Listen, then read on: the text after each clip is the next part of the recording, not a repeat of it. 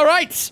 Here we go, ladies and gentlemen. Time to get ourselves ready for some qualifying action here in Spain. But of course, as always, we do have to load up the very feisty Wheel of Doom, the thing that determines our entire race weekend sometimes. We've actually done very well on the wheel so far this season, but I know it does like to cause some problems from time to time, doesn't it? So, but let's just put all these back on. Oh, I just deleted one. Shit. Wait, let me reopen that. There we go.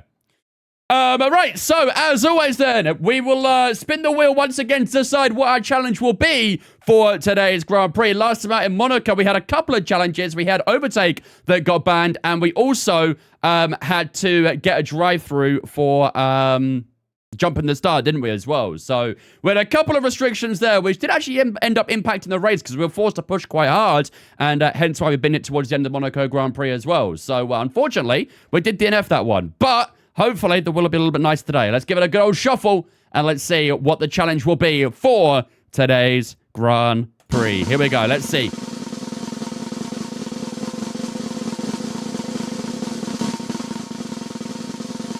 Oh, is that going to say orange? It is indeed. -3 laps of fuel.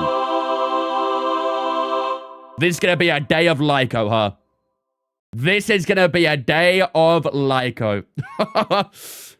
I mean, I'm pretty sure Spain is actually normally quite bad on fuel as well. So -3 laps, that's going to be quite tricky to try and judge. But that will be today's challenge. We will start 3 laps down on fuel, which means we probably will have some good pace in terms of like how light the car will be. But we are going to have to do a good bit of Lyco in today's race. Interesting. That'll be our challenge today then. Thirsty track, it is. It is a very fuel-thirsty track. A one-stop? I mean, being in the pit lane can actually bring the fuel up a bit sometimes. So maybe even like a 2 or 3 stop might work out quite nicely. I don't think we'll do a 3 stop. I think at most we'll do is most likely a 2, but I don't think we'll do a 1 stop. Right. Here we go, then, ladies and gentlemen. Time for qualifying here in Barcelona. Let's get the audio settings on as well. Like so. And let's get underway for qualifying here in Spain. We have one challenge today, and that challenge is that we'll be starting 3 laps down on fuel for the Grand Prix. So qualifying is not impacted this time around, but for the Grand Prix, we will start -3 laps down, which will be a good challenge, actually, to try and manage that fuel. It's a 66-lap race here, I think, as well. So, yeah, this won't be easy. Won't be easy whatsoever. Do you feel the need for speed? Cause 2 safety cars and a red flag. I mean, yeah, having a safety...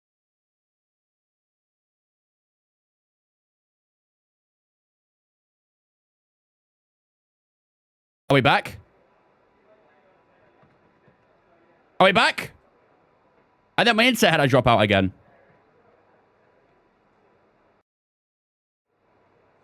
We back? Yikes. I think my internet dropped out for a brief moment. Looks like we're good now, though. Hopefully, do that again. Apologies for a slight hiccup there. My PC just disconnected from the internet. I don't know if the internet actually went out or if my PC disconnected from it for a second. But either way, we are back. Hopefully, we stay back. Right, where were we? Setup is applied. Good stuff. Let's drop the fuel down to 3.1. Soft tires, of course, are bolted on. Excellent. Right. Let's get on track, shall we? Let's start Q1. Standing by. Yeah, I seen Rossini's been sacked. I saw that. That's a Come in, interesting to see what Chelsea do from here. Alright, here we go. The challenge is running minimum fuel for the Grand Prix. Not really, because minimum fuel will be much, much lower than -3.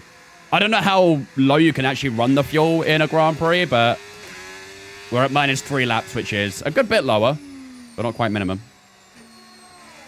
We missed you. Yeah, I know. Going 10 seconds out me is difficult. I know. I have that impact on people's lives. What up, mob? New manager bounce to get used to when we get Europa slot sacked. I mean, they never really got much of a manager bounce with Rossini, to be fair. Actually, they did get a small one, didn't they? Right at the start. They got like a little bit of a manager bounce, but wasn't a big one.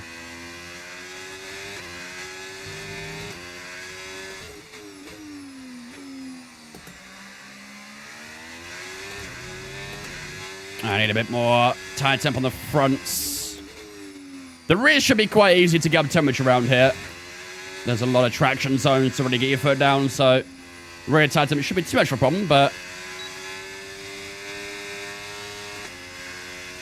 those fronts are a little bit on the chilly side. 0.7 is the fastest lap so far in this session. Obviously, we're only a couple minutes into it, though, so I'm sure that we'll see plenty of faster lap times. 12.3 from Bottas. All right, here we go. Round the final 2 corners, and let's start our first lap of qualifying. Let's make sure we put a good little banker down here. Let's lock in real quick. 11.4 for Hamilton. Are we going to get blocked here?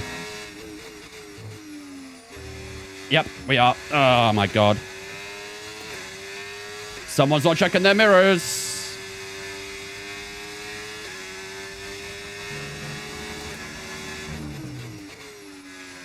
Green first sector there. Now costs a little bit of time.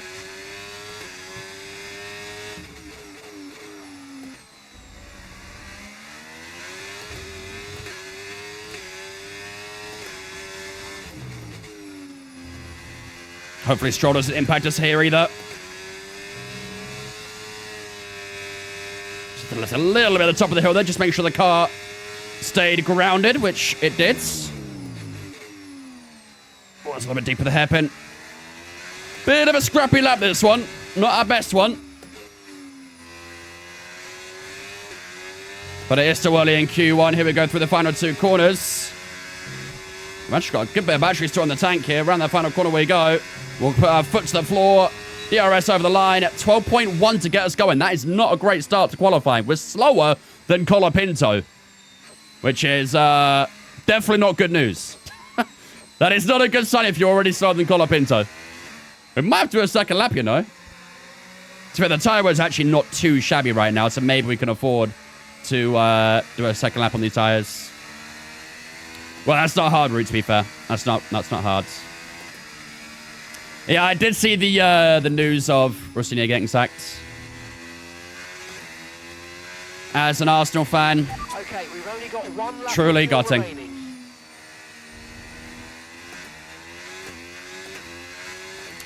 The 4 days of the Imola event is my 4 days I'm working. Rip. Yeah, I think they do, is it Thursday through to Sunday for it, I think? Something like that. Is Piastri on lap? Teammates sitting in pole. They're in pole position. Oh, Charlotte Leclerc's currently P1 apparently. Oh, it's a Friday to Monday. Wait, they're doing it on Monday? That's a very random time to do it. Fair enough. All right, let's head back into the garage. We'll probably have to do a second lap here because I'm not too happy with that lap time. 11.0 dead for George Russell there. Mondays is at midnight. I guess that works out, to be fair. That'll be good for the US time zones. P9 in our first lap. That's not fantastic at all, really, is it? Are we all Burnley tonight? Who are Burnley playing tonight? What car are you doing, Imola in? I've not really fully decided yet, but I was thinking probably the Mustang. The Mustang is the GT3 I've been maining the most recently, so. What up, Tycho? How's it going, mate? Sunderland, I think that follow me. Appreciate it, dudes. Welcome in as well. You're cheating on the Aston. You sicken me. I know. I'm the worst person ever. Yeah, we are very far down right now, aren't we, on pole position? 1.1 seconds down. Jeez. I mean, our lap wasn't the best, don't get me wrong, but it doesn't feel like it was 1.1 seconds slower. That's a little concerning. We're down to P12 now as Schumacher goes P2. Yeah, we're going to have to do another lap here, because that first lap is not convincing whatsoever, is it? I'm going to go straight back out on that same tyre. I'm not happy with that lap. Checks complete. Everyone be aware. Not happy at all. We've got a car leaving the garage. Oh, Burnley versus City today? I did not realize that was today. I mean, let's be honest. City are winning that, like, what, 5-0 probably. Burnley have no chance, really.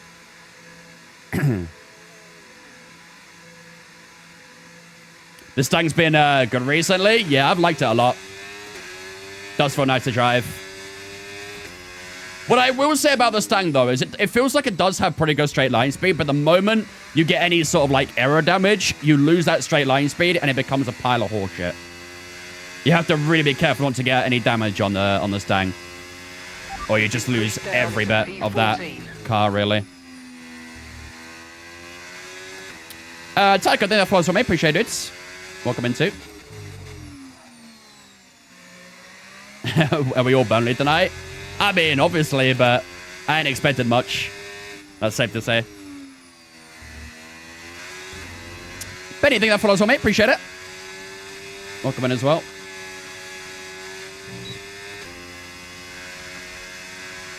Okay, his tires are actually still a little bit warm from the last lap, so that helps out. All right. Definitely no traffic this time. Everyone's back in the pit, so this should be a nice free lap. No dirt here whatsoever. Let's make this a good one. Right, here we go. Locking in. We're P14 off that first lap. That is definitely not good enough.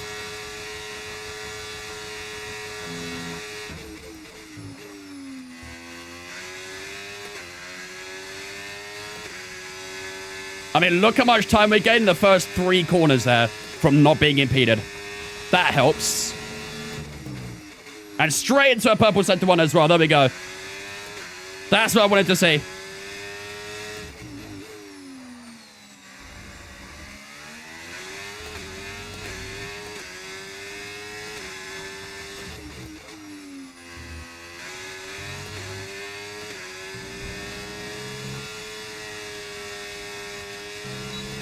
Oh, this is so much better.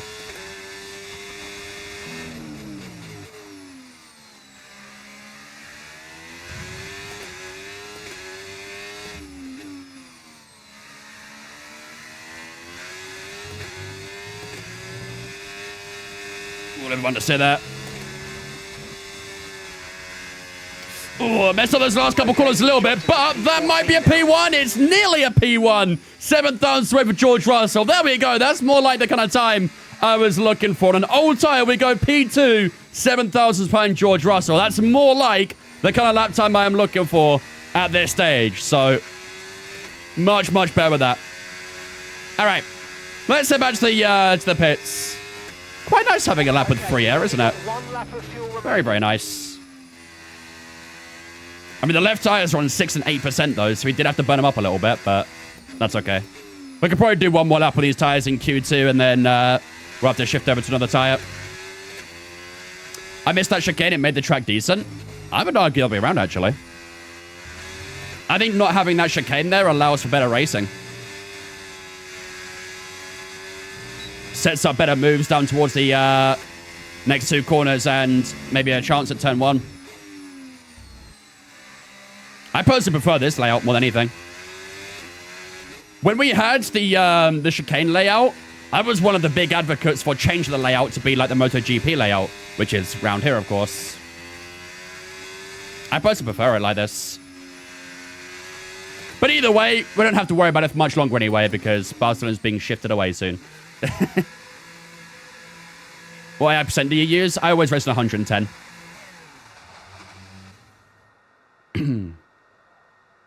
When thinking about the Monaco incident, that's okay. It's a humbling reminder of my ability sometimes, and my lack of skill. And the game's lack of skill. Run the MotoGP layout at Spa, I say. I've not even like properly looked into how the layout is at at Spa. I know they have a slightly different layout in Austria as well, don't they? I don't know if I don't know if that would work very well in these cars. That'll probably kill the racing there. Right, there we go. That's more like it. 7,000 off from George Russell. The final sector, we lost a little bit of time in those final 2 corners. But if we nailed that, we'd be top right now and in the 1-minute 10s. But for now, we are 7,000 away from George Russell and comfortably in at that top end of the field. Yeah, pretty much 1.2 seconds up on Pierre Gasly. So I'm quite happy with that. Tweak downforce for more top speeds? I don't think we need to. I don't know what our speed trap is, but it felt like, I mean, if we got purple sector 1, that probably tells me we're pretty good in straight line speed. But there's no real way to find out at the moment, so. But if the guys around us doing like 209, stuff like that, we'll keep an eye on it and see what we do. And I imagine we're probably in the same sort of bracket. All right, let's return for the session. Let's see. Where do we finish up? We finish up second place. George Russell actually did another lap towards the end of qualifying and does extend his advantage a little bit further, but not by much. But we sit P2 for now. Schumacher in third. Sainz, Hamilton, Leclerc, Piastri, Anthony Norris, and Behrman all through to Q2 as well. Leaving us in Q1 is going to be Nico Hulkenberg in P17 in the Audi. Pierre Gasly is knocked out in P18. Bottas and Bortoletto in 19th and 20th. And Sergio Perez and Liam Lawson both knocked out as well. Both the Racing Bulls, both the caddies out in Q1. All right, on to Q2 we go. The chicane in MotoGP Austria halfway down the DRS zone is stupid. I think it's actually like slightly earlier as well, actually. I think it's slightly earlier in that straight. But yeah, either way. They did have some fairly scary incidents at the at turn 3 in Austria in the past. Remember that big Valentino Rossi near miss at that corner? What was that, like 5 years ago now at least? Yeah, it was a very sketchy area. Then on iRace, if there's similar Formula cars, it was so weird. I mean, even on LMU now, they've started to add some shorter track layouts and stuff. I know Silverstone and Paul Ricard got some different layouts, didn't they? So, all right, let's head out for Q2. Okay, when you're ready, Oh, let's go. volume's increased. The good old bug. Qatar is a good track for MotoGP? Yeah. To be fair, do you know what? I actually do enjoy doing a qualifying lap round Qatar. However, doing a race lap in Qatar is the worst experience ever. I hate doing a race lap in Qatar. It's horrendous. But a qualifying lap there is quite nice doing these cars.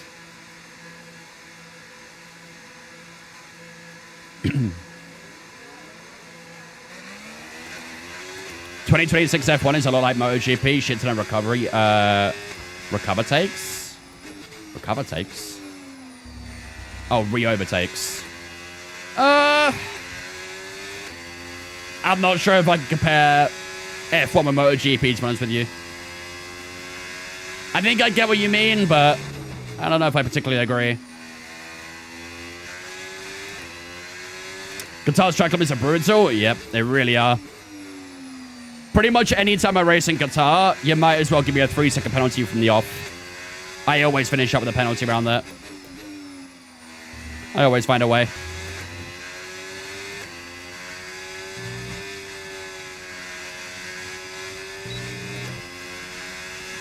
Let's let Michael Schumacher go real quick. Actually got a couple halves behind here as well. I might let these two go too. Although my tires are a bit cold, so maybe I'll stay ahead. Yeah, I'll stay ahead of them.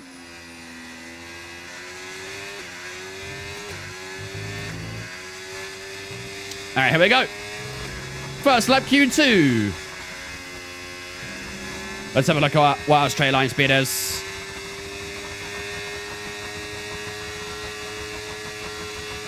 We're about 211 miles an hour. That's pretty good.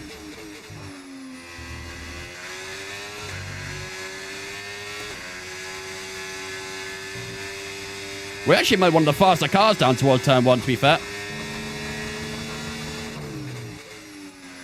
No purple first center this time.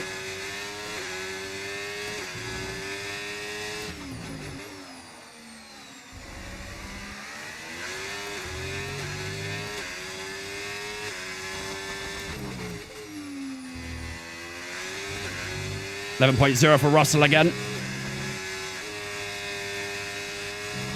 Didn't quite trust the car fully at the top of the hill.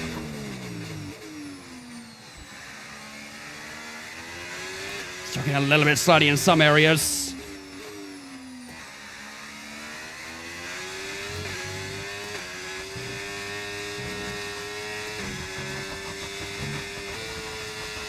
Around the final corner we go. And that will be a 11.1. That's actually a little bit surprising, actually. I didn't think the lap would be that strong, but 11.1, we would say that any day of the week. Ocon went P3 there in the halves. That's a great lap from Esteban Ocon. We probably should be in the top 10 with that lap, but we might do a second lap just to be sure. 11.1 is definitely much stronger than our first lap in Q1, so... What up, CX? How's it going, mate? Thoughts on Rosinha? I mean, the results were quite bad. I can't say I'm overly surprised. What I will say, though, that man is getting himself a trip to the Maldives soon. 24 million payout is crazy. I wouldn't mind a little bit of that. A little bit of that.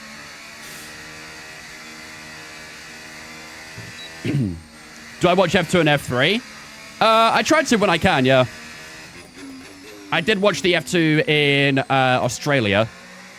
That was a good race. I think it was Sholov that won that race, right?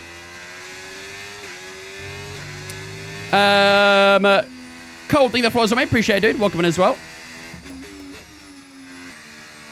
6 million for each month managing Chelsea. Honestly, it's wild, isn't it? Imagine we got that if for doing a terrible job. Imagine you turn up to work, you do an absolutely horrendous job, and then you get paid 24 million for doing it. Bruh.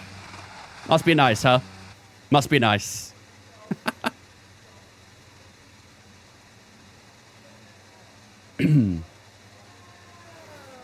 Formula E? Nah, I don't really watch Formula E too much. Not too often. 73 months and still waiting on a Sons of Yusuf karaoke from you. Well, we are doing an outing in Brands Hatch next weekend, Kuwait. So, you know, after a few bevies, you never know what could happen. I'm sure someone will film it if it ever does happen, though. Thank you much, Kuwait, for the 73, mate. Appreciate it. CX, thing that follows on, mate. Appreciate it. I've been doing good, Kuwait. Appreciate the 73. Right, how are we looking so far, then? Isaac Kadjar has gone top so far here in Spain. 10.8 for himself. Schumacher, 10.9 there, too. Anthony, Russell, Ocon, Hamilton all up there too as well. We're only 3 tenths up on Colapinto and P11, so you probably are going to have to do another lap here, aren't we? I don't think we're too safe with an 11.1 right now. Although the lap felt okay. I mean, Charles Leclerc's done even worse. 11.4 for himself. Puts in P12, so we're definitely going to need to do another lap for him there. Oscar Piastri's about to complete his lap. Where does he go? And the final two corners goes Piastri. He will cross the line. Looks like it's going to be okay. No, it's not. 11.4 for Oscar Piastri. Okay, that bumps Leclerc down a step. Right, okay, let's go on to another fresh soft tyre then. And then we'll do one more lap, and hopefully that'll be enough to get us through to Q3. Why are BBC Sport posting a Spurs job advert for a head physio? No one wants to work with their the amount of injuries they have right now. Too much workload. All set, we're ready to go, so let's get the car out onto the track. Yeah, not bad, just quite. Not bad at all, thanks, man. More downforce to the top speeds. I think I'm fairly happy with the balance of the car right now. I don't think I'm going to change too much at the moment. What's the quality forfeit? The challenge today doesn't really impact qualifying too much. It's more for the Grand Prix, but today's challenge is we have to start 3 laps down on fuel. So we'll be doing plenty of Lyco round here, which is quite fitting in a Ferrari, I'd say.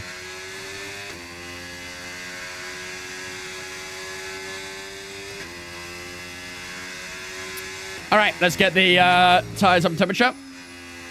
Around here is pretty bad, no? Yeah. I have had fueling issues many times in Spain in the past. The only, like, maybe upside we have is that this car does have a few fuel upgrades, which might make it a little bit easier, but yeah, this track does typically burn fuel like a crazy bastard, so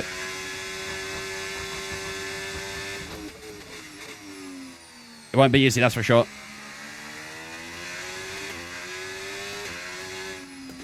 Room temp Pepsi Max is actually nicer than a very cold Pepsi Max. Horrendous take. Absolutely awful take.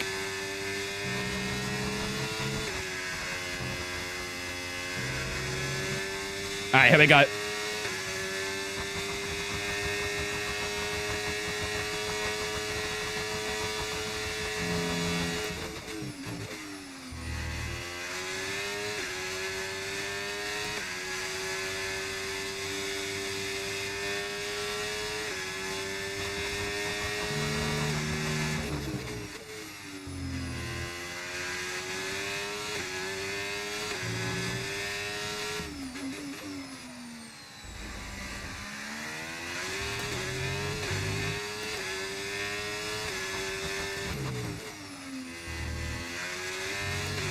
2 tenths up so far.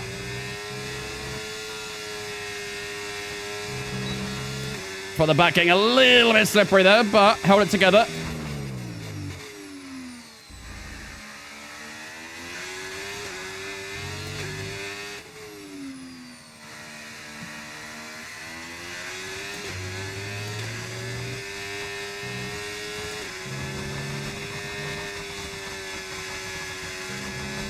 I mean, decent improvement. 10.8 is still not enough to go P1, though. 11 thousandths away from P1 this time. We're 7 thousandths away in Q1, and this time we're 11 thousandths away. Ah, buddy. I mean, that should definitely be enough for a Q3. No doubt about it. And that's our best lap of the day so far, but we're going to have to try and find even more in Q3 if we want pole position here. But second place, that should be enough to get us into the final session. Not jamming. Great set to go at some point then. Desperate times will definitely call for desperate measures. Is the AI good round here? Yeah, the AI around this track are actually, I wouldn't say it's one of their better ones, but they are decent round here compared to most other tracks. Was that another used soft? No, that was a fresh one. That was a brand spanking new soft tire.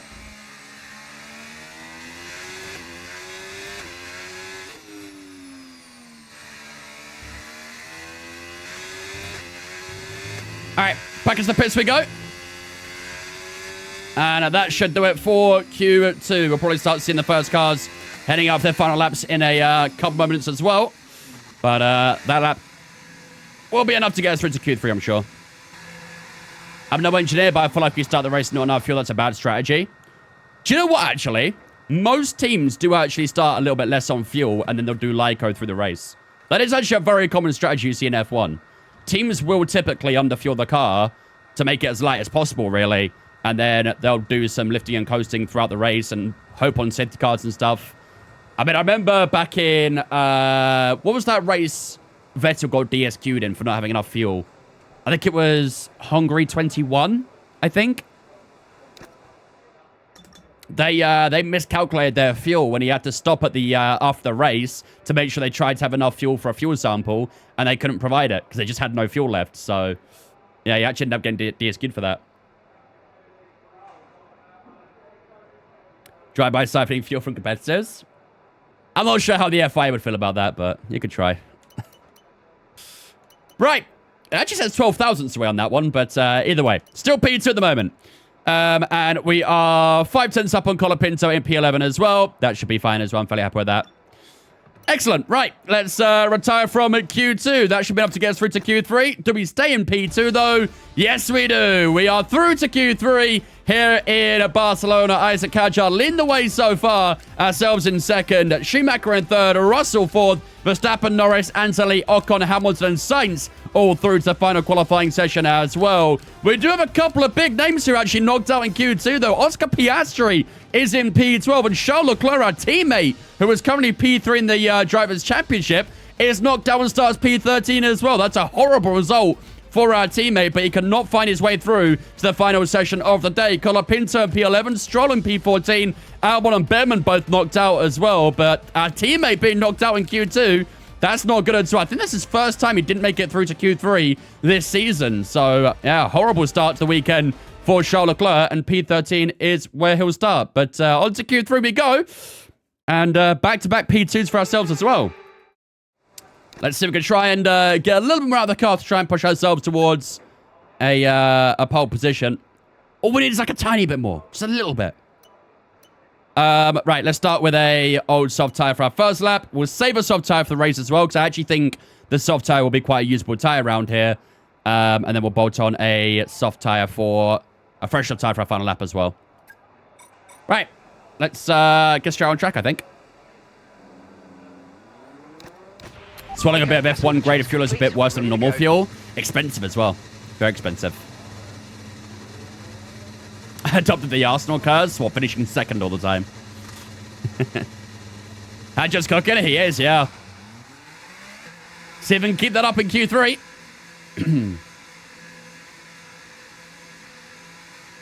All right. So this first lap will be more of a banker lap. It won't be our best lap. Well, I hope it won't be our best lap at least. But we'll make sure it's a competitive one at least to try and get up there early on. And then hopefully our fresh sub-tire later one will be the one we can try and push for that pole position. We have got a good few poles so far in this career. And hopefully we can try and add to another one today.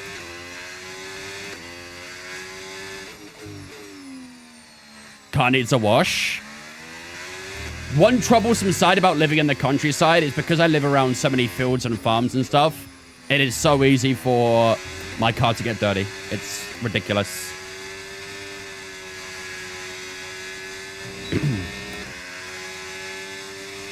Price of fuel will cost just as much soon? Yeah, true. It won't be far off.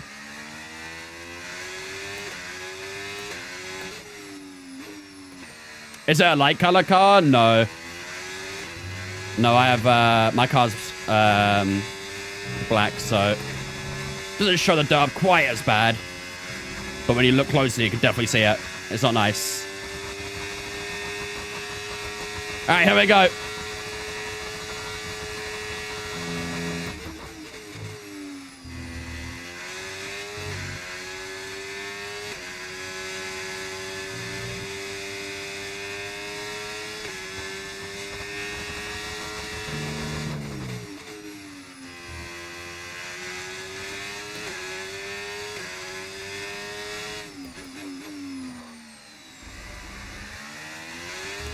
Whoa.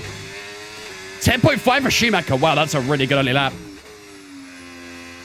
We're not going to beat that this time around, that's for sure.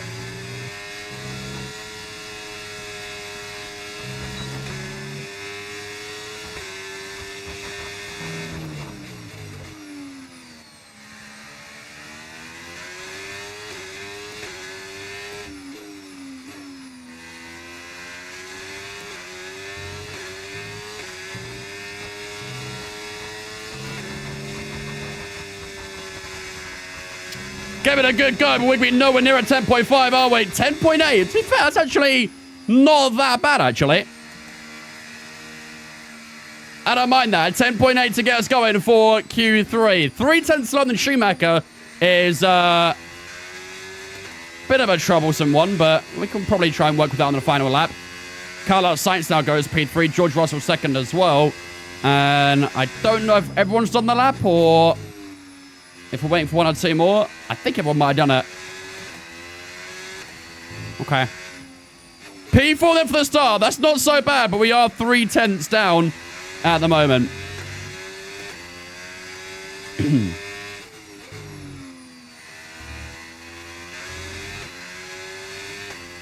Compensation was not 20 million as reported. How much is it?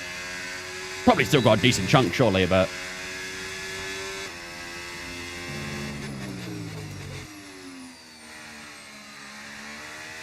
maybe there was a clause something. I don't know. Oh, well, that's a P5, actually. Someone else did do another lap. I think it was Verstappen. I think Verstappen's gone P2.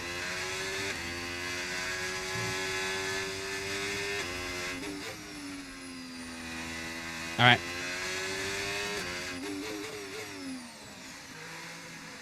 Oh, I thought we spent the pits. We're good. There's a brake clause, but didn't specify how much. Probably still got a decent chunk, I'd say. I'm sure something will come out eventually about how much he got, but I'm sure he still got a good amount.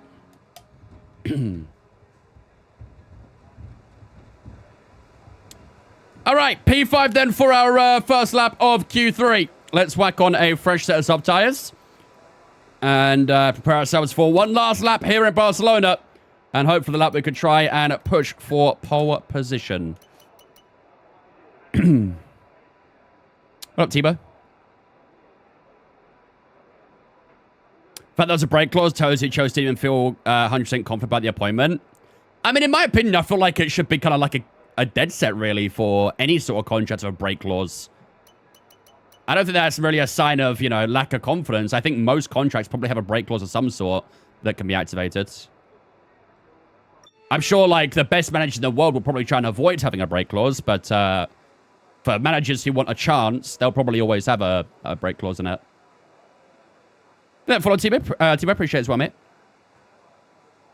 Max went fastest? He did. Oh my god, he went 5.5 tenths quicker as well. Damn. I don't know if I can find 5.5 tenths this final lap. This tire will go apparently only 1.5 quicker, so jeez, we might not even get front row. This needs to be a very kind of all-round complete lap here, doesn't it? Because we're pretty much nearly 2 tenths down in every sector, so the overall lap needs improving. There's no, like, specific area as such where we're a bit weaker.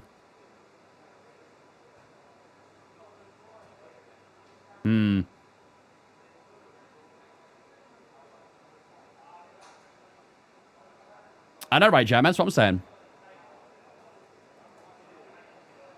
Compensation is also sometimes based on how your years of service. I mean, for Rosinha, it was like, what, 3 months? Bro didn't even get to the point of being in the years talk. Right. New soft tires are on. We've got 4.5 minutes to go into the session. Let's skip down to the final few minutes. And we should start seeing the first cars hang out on track in a moment. And then it'll be time for our final lap of qualifying. And hopefully we can try and push for that P1. It's going to be a lot of work. We need to really find some time here. We're 5.5 tenths down right now on Max Verstappen. So even like if we find 6 tenths, it'll be close, I think. But I'm sure the other guys will probably improve as well. So everyone heading out? They are indeed. All right. Let's do this, chat. Final lap of qualifying here in Barcelona. Let's push this pole. 5.5 tenths is what we need. Hold on, Gaza.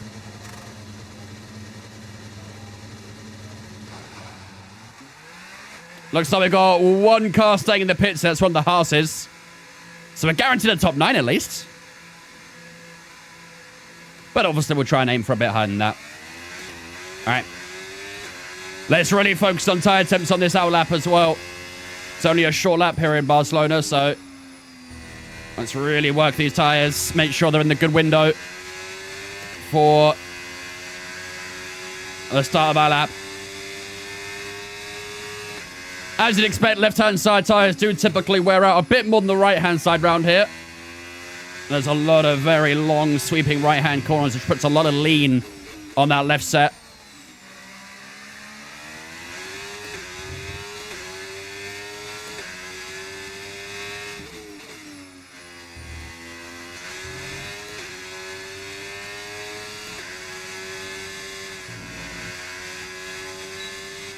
Just make sure we leave a little bit of a gap to the McLaren in front. There we go. Tires looking pretty good there.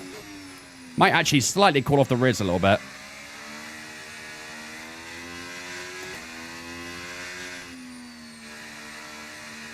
That should be good around there, I reckon. High 17s all around. Perfect. All right. Here we go, ladies and gentlemen. Final lap of qualifying here in Barcelona. Can we try and push for pole position? Let's find out. Lock in. Let's do this.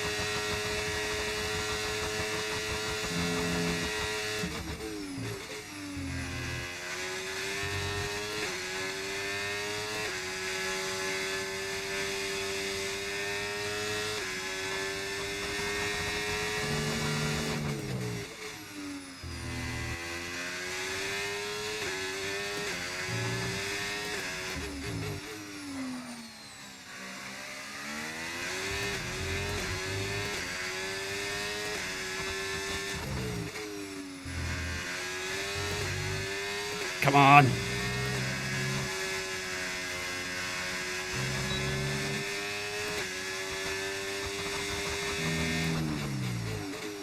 Purple in the middle. Oh, that's a little bit deep there, I think.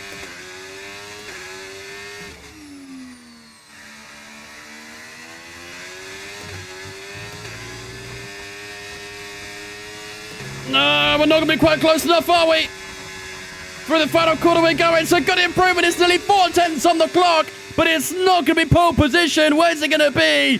It's a P4 for ourselves here in Spain. We will start on the second row for the Grand Prix, right behind Michael Schumacher. We've got within 2 tenths of Max Verstappen, but we were not close enough to try and fight for that pole position. Verstappen will start on pole position then for the Spanish Grand Prix. Lando Norris in second.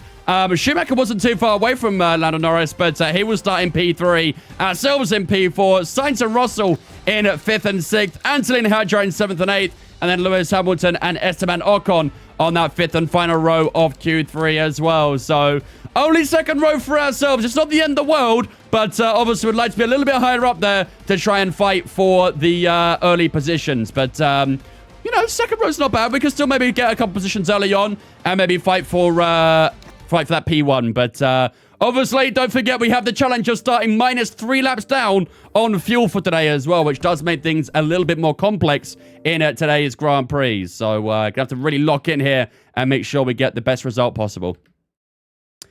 I thought this was a sub 1 minute 10 track. Yeah, maybe in like a maxed out My Team car you can get a 110, but yeah, not at the moment. Not in the Season 2 cars.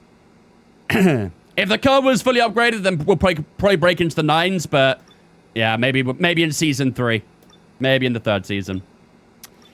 All right, ladies and gentlemen, here we go then. It is time for the Spanish Grand Prix. We've got 66 laps of racing action here to come. It's going to be a very feisty Grand Prix. We start on the second row in this race in P4. Hopefully, we can try and get a good launch and maybe make up a couple positions early on. But it will not be an easy ride today. Don't forget, today's challenge is we have to start 3 laps down on fuel, which around a track like this is going to be quite difficult. Spain is usually quite a fuel burner, even with a car that has quite a few fuel upgrades. If we check it here, actually, we have 2 fuel efficiency upgrades, which isn't too bad, but it will definitely not be easier on a track like this. This track does love to drink fuel for fun, so Lyco may be required, and it's very fitting that we're in a Ferrari for that, at least. In terms of the Drivers' Championship, this is how the championship is shaping up heading into round number 6 today. As you can see, we won 4 on the bounce at the start of the season, and then we very quickly got humbled out in Monaco when we met our good friend Barry. Unfortunately, with just a few laps to go in Monaco, we found the barrier and were forced to retire that race. We were still classified because it was late in the race to still be classified into it. But, yeah, we did unfortunately stack it into the barrier and we went pointless out in Monaco. So, fingers crossed in Spain, we could try and right the wrongs a little bit today and get back to winning ways. If not, ideally, at least back on the podium. But I'm sure that challenge of starting a little bit lower on fuel will not make it any easier. Yana put it on pole Q2 and Fede's out in Q2. Nice. Well, Dutchy. All right.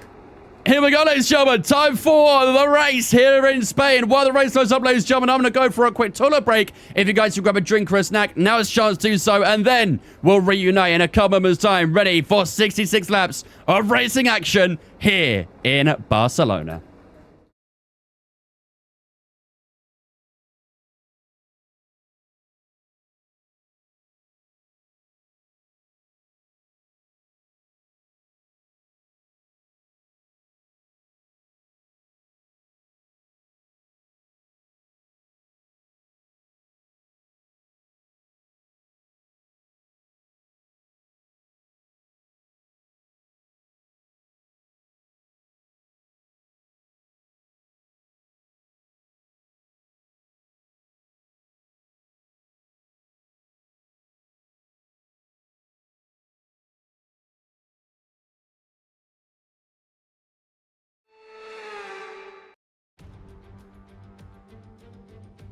So many eventful races here in Barcelona over the years. Do you remember Max Verstappen's first win on debut for Red Bull here in 2016? 2 years before, we had the dramatic coming together of Hamilton and Rosberg going towards turn 4. There's always a treat in store as we head back to the Circuit de Barcelona, Catalunya for the Spanish Grand Prix. It's an updated track at Catalunya, and we welcome the removal of the chicane in the final sector, shortening lap times and reducing the total running to 2.9 miles and 14 turns. This was actually the original setup for the track, but it hasn't been used since 2007. So with the race not far away from starting, here's what today's grid rundown looks like. World champion Max Verstappen starts from pole position, and Lando Norris lines up alongside. Considering the rest of the grid, we have Michael Schumacher, Wang, Carlos Sainz and Russell, Antonelli, Hadjar, Hamilton and Franco Colapinto, Piastri, Leclerc, Lance Stroll and Albon, Behrman, Hulkenberg, Pierre Gasly and Valtteri Bottas, Bortoletto, Ocon, and Liam Lawson rounds off the grid. Which of these talented drivers will come out on top today?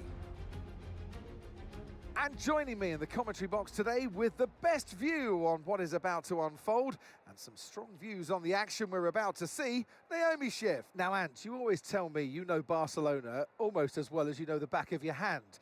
Given the amount of testing that goes on here and the amount of laps that you and all the other drivers have done, what are the challenges that are left when it comes to the race? Well, this certainly is a favorite track when it comes to testing. And I'll tell you why that is. It's because it offers up so much variation. You've got corners that are fast, that are slow, that are long, that are short. So there's a lot to think about and a lot to work with.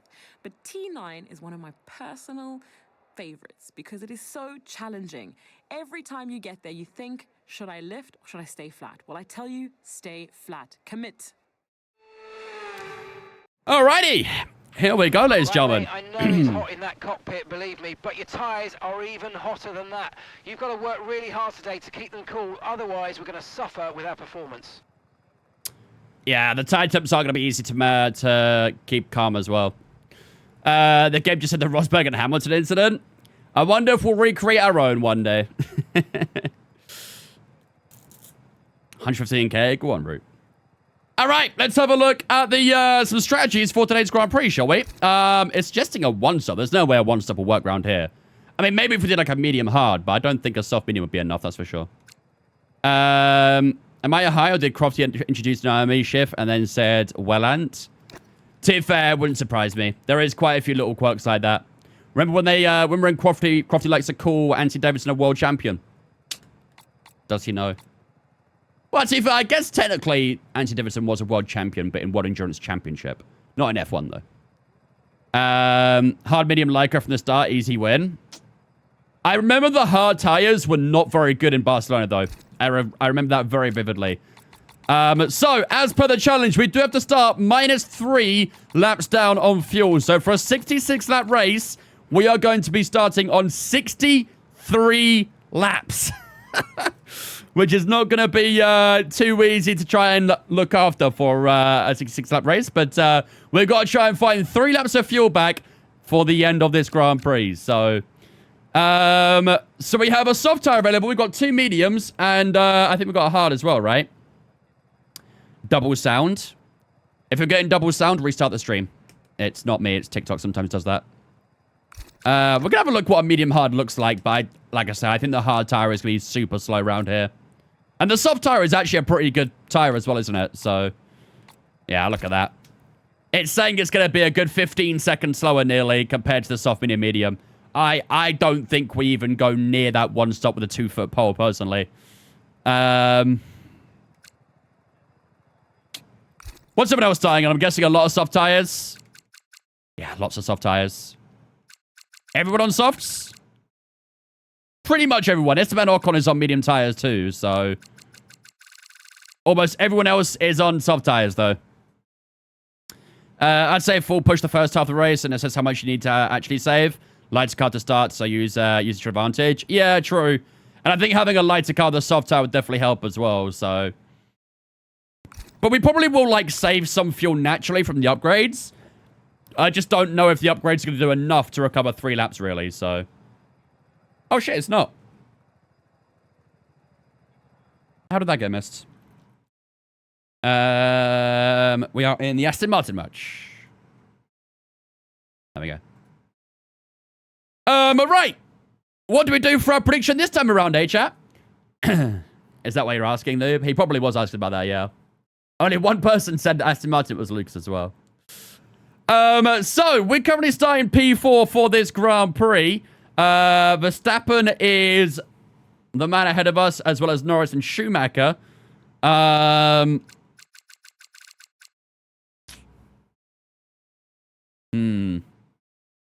Our teammates down in P12 there as well. So doing a team v team might be a bit To be fair, I mean, we've got McLaren in 2nd and 11th. The Ferraris in 4th and 12th.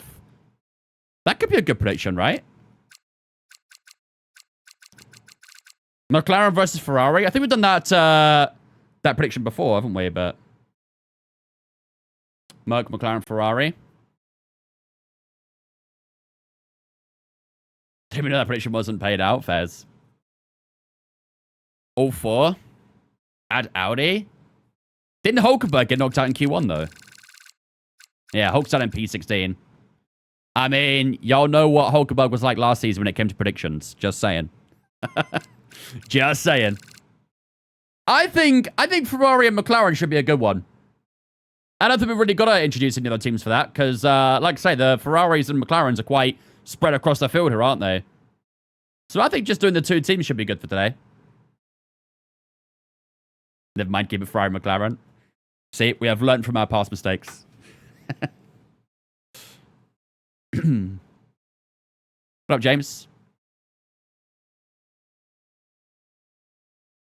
Merc in the middle.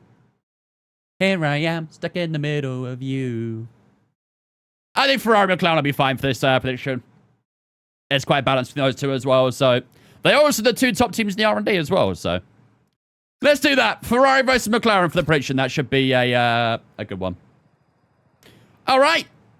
Ladies and gentlemen, I think it's time to get ourselves ready and underway for some racing action then here in Barcelona. So we will be starting on the soft tyres for today's Grand Prix. 20 laps on those soft tyres. 23 each of the mediums as well. But don't forget, today's challenge is that we have to start 3 laps down on fuel. It's a 66-lap race, which means we have to start on 63 laps of fuel. So I'm sure we'll see plenty of Lyco as we go through the Grand Prix. I think the plan is to push a little bit early on, just see what the fuel does in the early stages, and then we'll decide if we need to Lyco quite a lot, just a little bit later on, or maybe the car will naturally save fuel with the upgrades that we already have. But 3 laps down, a track that's a fuel burner like Barcelona, it's going to be quite difficult to try and recover from. But for now, we are going to start on that soft tire. We'll push early on, and we'll see what happens as the race goes on. Today's prediction, ladies and gentlemen, will be between Ferrari and McLaren. Which team will score the highest points? The Ferraris line up in 4th and 12th. The McLarens in 2nd and 11th. So make sure you get predictions up in a moment's time. Without further ado, ladies and gentlemen, it's time for the Spanish Grand Prix.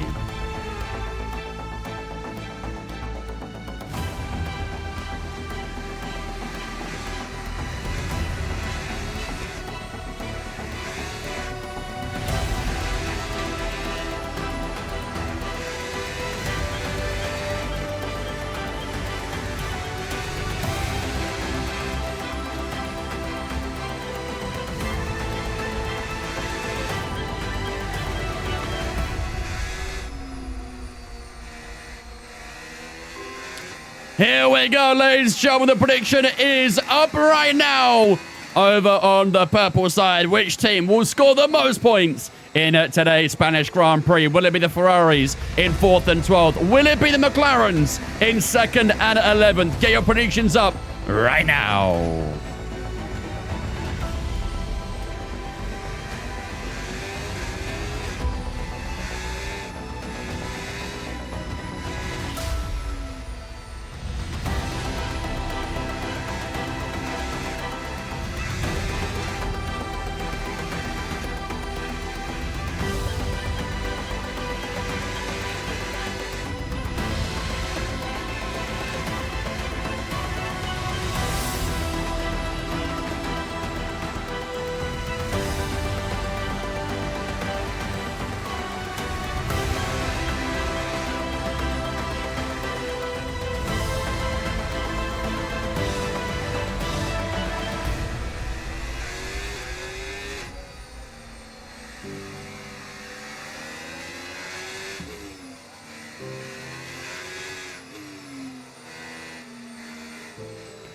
Here we go, ladies and gentlemen. Welcome to the Spanish Grand Prix. It's going to be a very feisty race here with us starting down in P4. It's not the worst qualifying position, but obviously we'll need to get a good start here to try and combat the guys in front. But our teammate down in P12 will definitely, he's got a lot of work to do today, no doubt about it. Has something that follows on me. Appreciate it, dude. Welcome in as well. And here we go. Rest of the grid lined up and ready to go for 66 laps of racing action here in Barcelona. It's lights out, away we go for the Spanish Grand Prix. It's a good launch off the line. The second phase was a little bit sluggish, though. Verstappen got a pretty good launch. Schumacher and Norris, 2 wide to left-hand side. Can we make it a 3 wide? Let's be a little bit cautious on the brakes. We couldn't quite get up to the inside of Lando Norris at the opening corner. And Norris will hold that P2 for Schumacher. And Verstappen will run away early on here to try and cement a 1-second gap. Let's have a look at the inside of Schumacher at turn 4, but we're not quite close enough to have a look on the inside just yet. So we'll keep it on that fuel, obviously, as we go through the race. We are starting 3 laps down as per the challenge, so the car will be super light. It should be super quick as well, but that pace will have to be deficit at some point to try and compensate for that fuel loss. So let's try and stay close as we can. Obviously, dirty around Spain can be very tricky to try and navigate as well as we head into the final sector for the first time in this race. Norris has definitely lost over a second to Verstappen over this lap. Schumacher has dropped off a little bit as well. And we'll try and stick as close as we can. We won't get into DRS really until halfway through lap 2. But that is the first lap over and done with. Oh, there's a lot of understeer there as well. And Verstappen does lead the way. Here we go, Michael Schumacher, though. We've got a good exit out that final corner. All things considered, Schumacher defends it early. Round the outside we go. Michael Schumacher in toward turn 1. And should that be the move done? Yes, it will. We are through Michael Schumacher and into the top 3 we go here in Spain. That's more like it. Our top line speed looking very good in so far in this Ferrari. And there's 1 place secured already. Hopefully our teammate Charles Leclerc has been in a few places as well. Obviously, he started down in P12, so fingers crossed he's working his way through the fields. Dirty in the final corner is shocking. Yeah, you kind of saw it last time round. We were just trying to turn into that corner, but couldn't quite do it. And we haven't got DRS on Charles Leclerc. We're 1.3 seconds back at the moment, so we are not close enough for DRS. But we'll try and bring the gap within a second in this final sector if we can. I think we're just going to miss out, aren't we? It's close. It's very close, but yeah, not quite. Verstappen with a 14.7 and a 14.9 for ourselves. At the moment, we are still just a little bit slower than Max Verstappen. Oops, a little bit of a lock up there. Just trying to save a little bit of action in the opening corners. Schumacher did use a bit of DRS to try and get a bit close towards us in the opening corner. Carlos Sainz in his home Grand Prix. Looking pretty good down in P5 at the moment in the Williams. Sainz tend to have... it tends to do quite well in qualifying, but the moment it gets to a race, he tends to struggle in this career. But so far, he's looking pretty good. We'll see if we can keep that up throughout the 66 laps, though. We are expecting a full dry race as well. No rain is forecast for today's Grand Prix. Still not quite within DRS and Norris yet, though. Can we try and bring it within a second in the final sector again? We've got yellow flags out on track already. I think it's behind us. I can't tell who it is right now, but someone behind us has got an issue. It might be a Williams, I think. Yeah, it's Alex Albon. I was just saying how Carlos Sainz is doing, and then his teammate goes and retires. Convenient, huh? Here comes Schumacher down towards turn 1. He has some great straight line speed there, but wasn't able to get past us. Okay, we're running low on the fuel. Start lifting off the throttle a little before the braking points. Trust me, Mark, I know about the fuel, buddy. I very much know about the fuel. We're still 2.97 down on the fuel. That fuel has not really come up so far in the opening 4 laps. We haven't really tried to too much lift and coast at the moment, but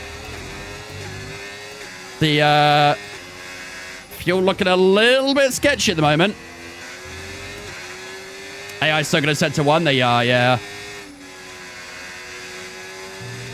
And once they get DRS as well, they're even quicker. So, got to be very mindful of Schumacher behind Yellow us. flag. Albon's car is still positioned somewhere up here on the left-hand side.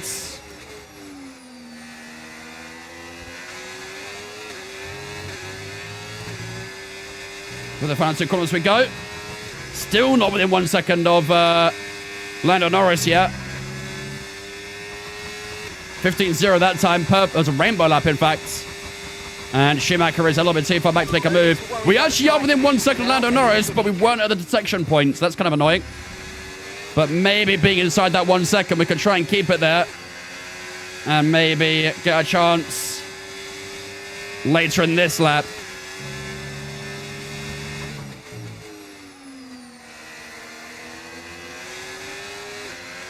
Come on.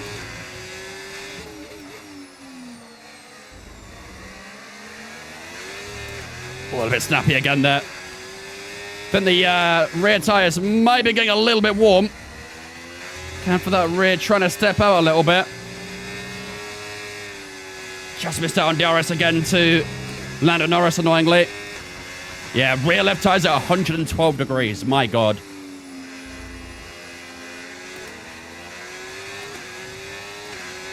That's pretty telling, isn't it? It does feel like it's in the right-handers where the tyres are starting a bit more. So, as I said earlier, the left-hand side tyres do like to degrade a bit quicker than the right-hand side with how many right-hand corners there are. I mean, this might have been a better option.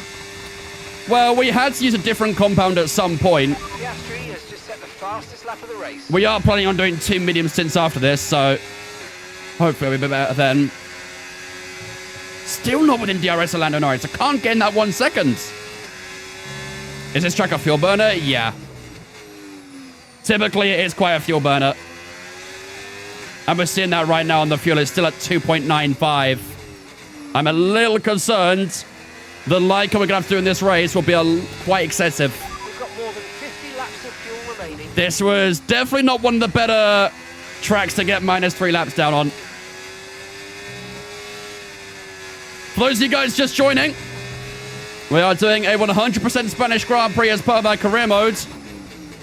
And we do have a challenge for today, which is to, we have to start on 3 laps down on fuel, which is why we're -2.9 in the red zone on the fuel mix. So we've got to try and manage that fuel throughout the entire Grand Prix, which is not going to be easy to do whatsoever. Sainz nearly lost the to Schumacher. Schumacher took a good job of staying with us.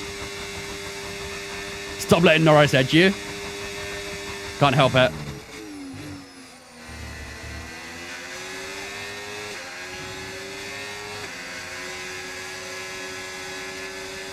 Yeah, I can feel like the rear getting a very skatey from that right-hander there. Turn 3 is usually very difficult to navigate when the tyres are a bit worn. Where did we start? P4.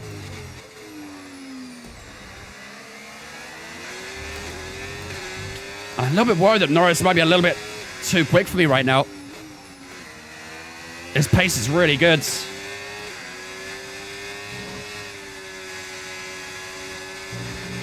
Doing everything I can to try and bring that gap down, but push for 1 lap. I've been pushing for the opening 7 laps so far. I haven't done any Leica whatsoever at the moment. I've been pushing to try and get within 1 second of Norris, but I can't. His pace is just a little bit too much at the moment. And I also can't break away from Schumacher as well.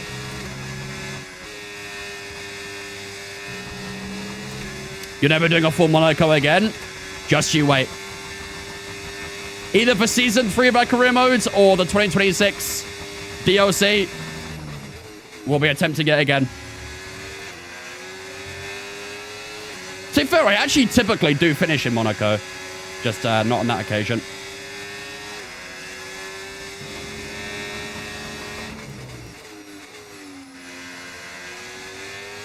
Yeah, I'm dropping a bit more time now to Norris. At least Michael's not quick in the straight. I don't know, he has got some pace in the straight. That Audi is quite fast in a straight line. Pay the subscription money for the calendar and put Monaco back on.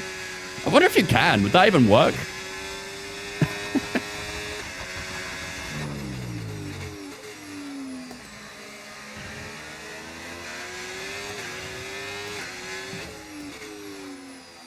What happened at Monaco? I would suggest watching my latest TikTok that I uploaded. That'll tell you everything you need to know. Nope, still not within that 1 second. How did you get Portugal? I swear it wasn't on the game. Well, that would be applicable if this was Portugal.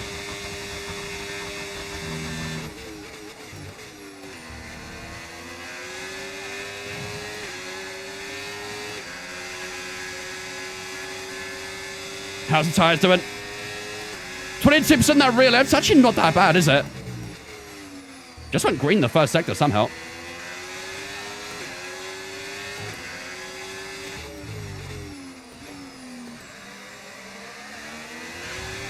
What up, Hess? I kind of felt bad winning channel points off that. Yeah, it was definitely not the most ethical way of winning points, was it? But you know what? Game's the game, man. We've got more than 50 laps of If there's fuel grass in the field, play ball, am I right? Sometimes you gotta play the devil's advocate. Oh, I was brief within 1 second again, but I just lost it with that slide on the exit. That was a solid lap, though, wasn't it? We just missed out. Just. Come on, man. I wonder if someone has done a full Miami. Here. You can ring the shame bell for me. I've done several full Miamis.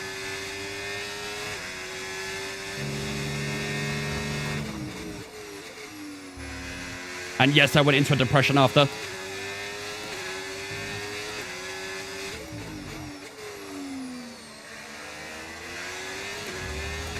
How did you do in Monaco? Oh, we breezed Monaco. Monaco's like the easiest track in the grid, right? Like, piece of piss. Never in doubt.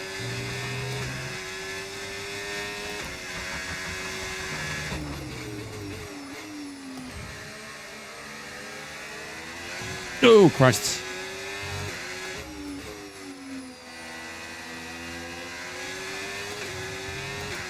He DNF'd? Don't know what that means. DNF stands for didn't not finish, right? Higher than we're expecting. We've got a new strategy available on your MFD if you want it.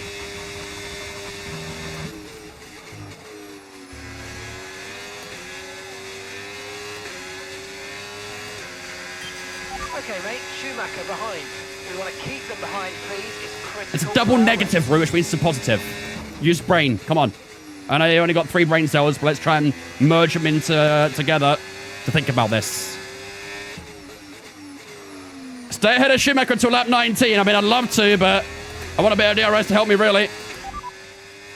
Oh, I missed out on the strategy I wanted. Repeat that. I've got some interference here.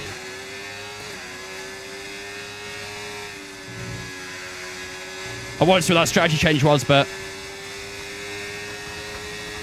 Have you done go-karting IRL, and do you feel that sim racing helped? A little bit. I would say sim racing kind of more helps with basic knowledge of racing and maybe reaction times as well. But it's very different being in an actual go-kart / car versus in a, you know, a simulator in a way. Because one of the biggest things you miss out on when sim racing is G-forces. Oh, here comes Schumacher. He got a good run. You can see if I'm out there, we're good. Am I using mods on PC? Yep. Are the AI 2-stopping? I would imagine so. Although, I have seen a couple in the past 1-stop it around here, so maybe there might be 1 or 2 that are going to try and go a bit longer. Verstappen is now 4.2 seconds up the road, so he's becoming quite difficult to catch at this point. We are 12 laps into this Grand Prix. The fuel has come down to 2.88. I think once we go into medium tires, we've got to start working on Lyco, haven't we? Because that fuel is not going to be in a good place at the end of the race. 0.01 a lap, exactly. Which means right now we are not looking too good.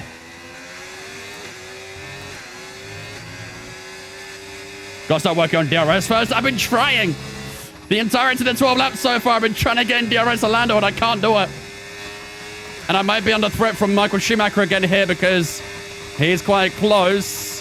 He's getting closer. He's getting closer. He's going to go for it, is he? No, he was slightly too far back. We got a bit lucky there. But I cannot get close up to Lando for DRS. And it's grinding my gears. Okay, no issues with tyre wear for now. Keep taking care of them. Come on. Yeah, I use custom car setups.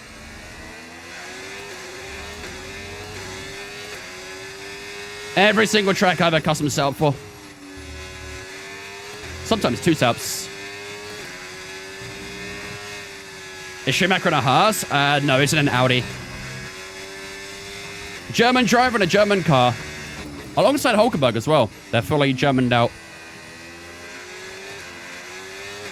Have you ever run out of fuel in this game? Yes, I have. It might be today as well. With the way this is going.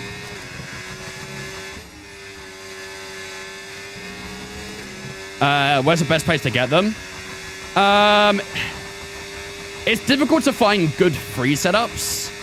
But if you're happy to, like, pay for setups, then there's the likes of Sim Racing Center, who have really nice setups. There's a literal website called Sim Racing Setups as well, which have some setups there too, but there are some free ones there too, but they're not amazing.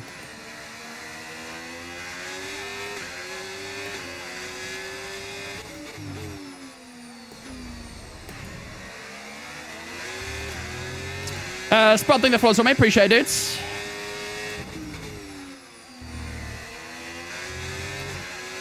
I think these tires are wearing down quite a bit right now. I'm starting to drop further time to Lando. 1.7 back. I think that's the furthest back we've been so far. So Lando is really locked in at the moment. We've got 6 seconds to Russell.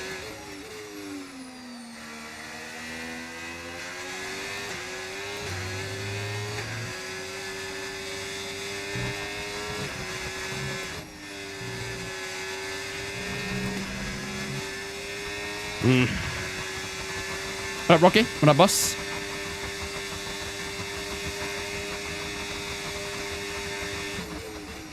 Schumacher had to go there.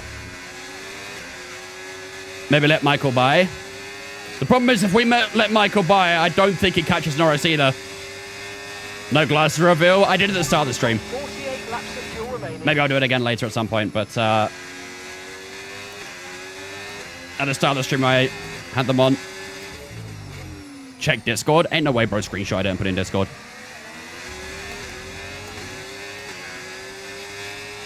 Two seconds back on Norris now. These tires are struggling, man.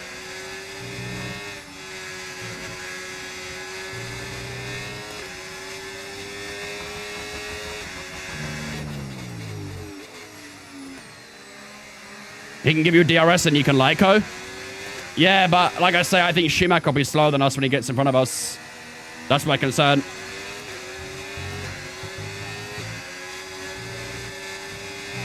But I am getting a lot of sliding on these tires now.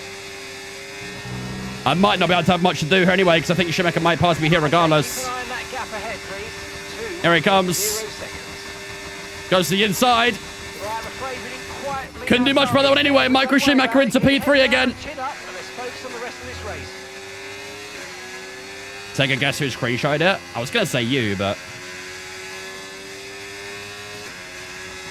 Oh, it wasn't you? K-Cray? What Mazda base? The R9.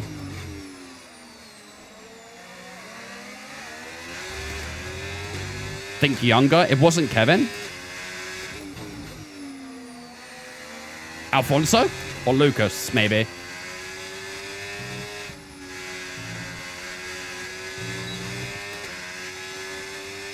Pick one. Shit. Alfonso.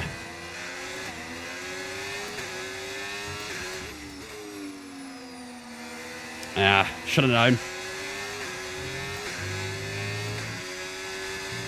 Should have bloody known.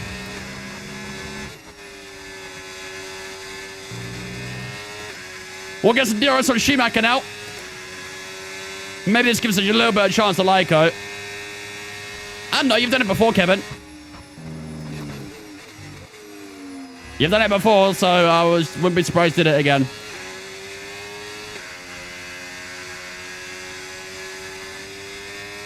Russell and Sainz are fighting away for P5 down there. I did do a little bit of Lyco at turn 1 there, and that did help out quite nicely. It took us from minus 2.8 to minus 2.76, so that's a very useful bit of Lyco there. I am just a little bit worried that I might lose DRS to Schumacher, though. So I've got to make sure I stay within that 1 second at all costs to the Audi. We'll see if he catches Lando, but I very much doubt it.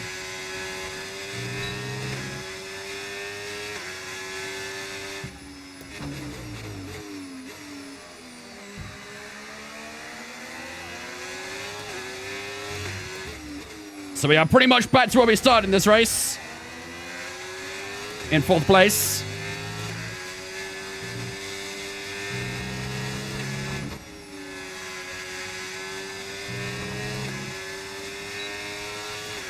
I mean, I'm actually close off for a move here.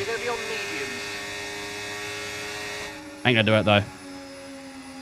Oh, look at the lift! Look at the lift! Huge Lyco. How many meters of Lyco was that? It helped out a lot regardless. Okay, there are 45 laps of fuel remaining. Absolute Ferrari experience, yep. It was a very Ferrari-inspired challenge. And I'm glad we're in a Ferrari to do it as well.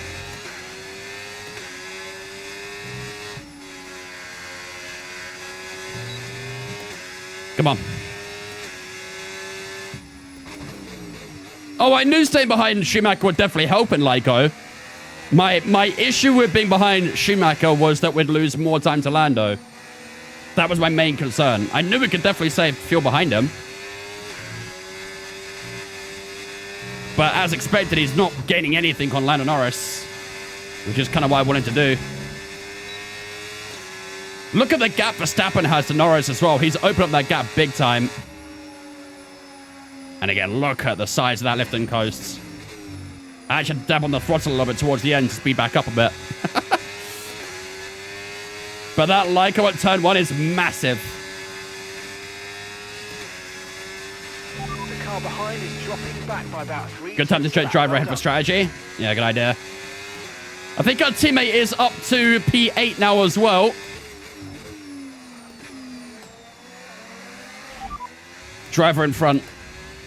Schumacher's ahead of you now. Time last lap, 1 minute 16.0. Less than a second separates you. Okay, they're on old softs. Their tyres are 18 laps old. Okay, we think they've got 2 stops remaining. 2 stops remaining. All right, you're falling back by 1/10 a lap. Oops, that's a little bit deep. As expected, Schumacher is 2-stopping. Like I say, there probably is a couple of drivers out there who are going to try and go long on the 1-stop.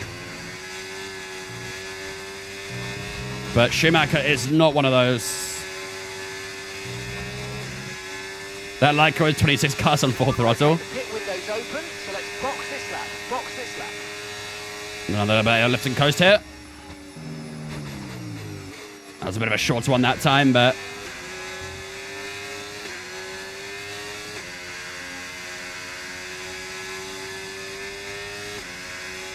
Got 7.7 to Sainz now as well. Green first sector as well, damn. Even with the lift and coasts. What, Robbie?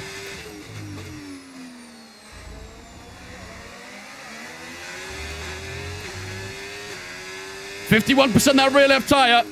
We are only a couple laps away from pitting to a medium tire now.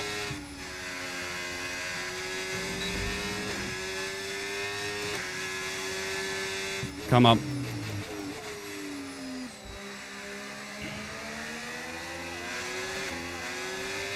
What did I have for dinner? I don't know if I like that question. Why are you asking me that? Box this lap, please. Box this lap.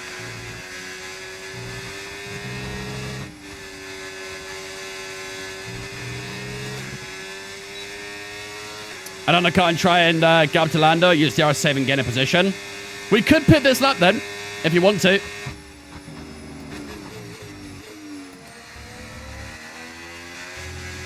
We could well pit this lap. Well, there's a struggle through turn 3. I'm having a sausage and mash. It reminded me of you. I don't like where this is going.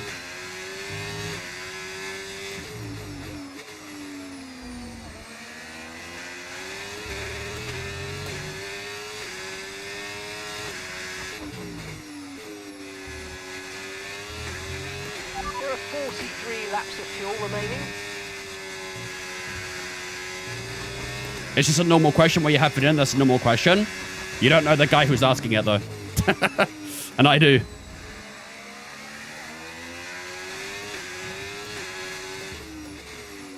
It is a question that can lead to many directions.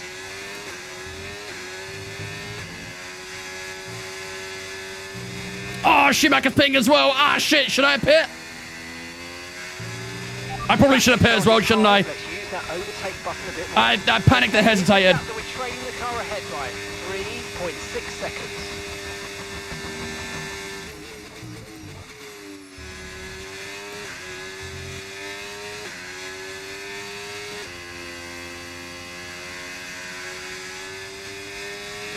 I don't know. I feel like I panicked. I didn't know if it was better to stay out or to... When did he come out, actually? What's his rejoin? Grip is probably dropping due to wear, so don't be too aggressive.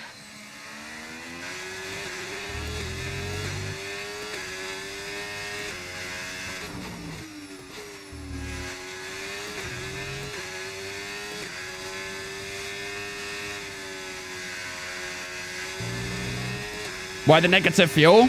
Check the pit message. We have to start -3 down for the challenge today.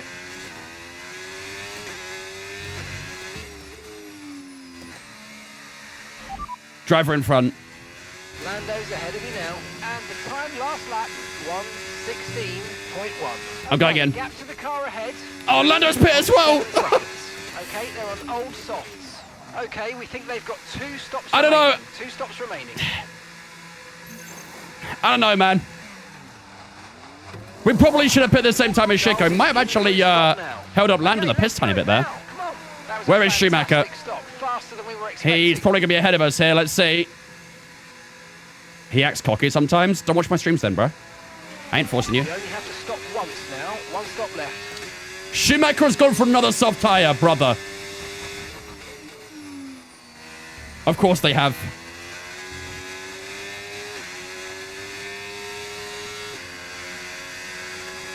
Of course they've gone for another soft tire. Why would they not?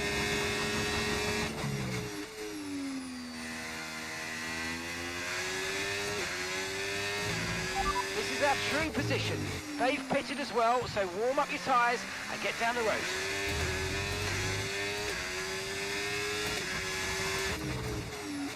Oh, my days, man.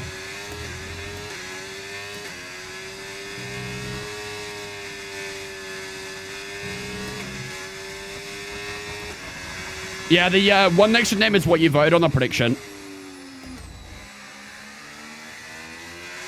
Well, middle sector. I mean, that was already impressive on the outlap, but I messed up that first sector anyway.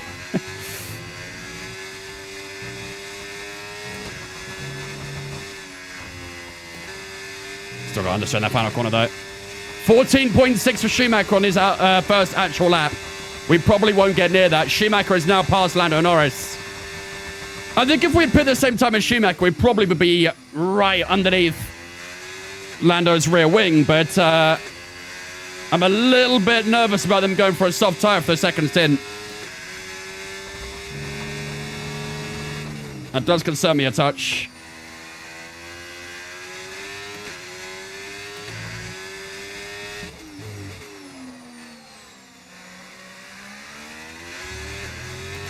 Okay, 40 laps of fuel Minus left. 2.3 on the fuel. We brought that up a little bit, haven't we? But we're going to need to do some more work on that.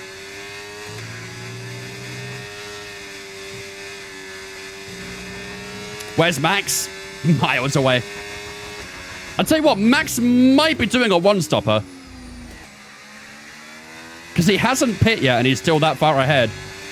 So there is a good chance you might see Verstappen on a one-stop. But his pace is very good that it might work. Like, he's going out of turn 4 now. And we're in the final corner, so he's got a big, big gap. 14.4 for Schumacher. 14.3 for ourselves. We were actually quicker than Michael Schumacher on that last lap. Okay. 14.2 for Sainz down there. He's on a medium tire as well.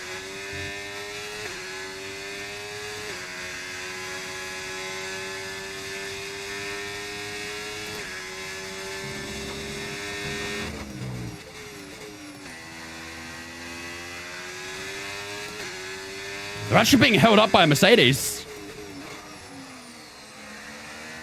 Come on. Give me back in that DRS, please.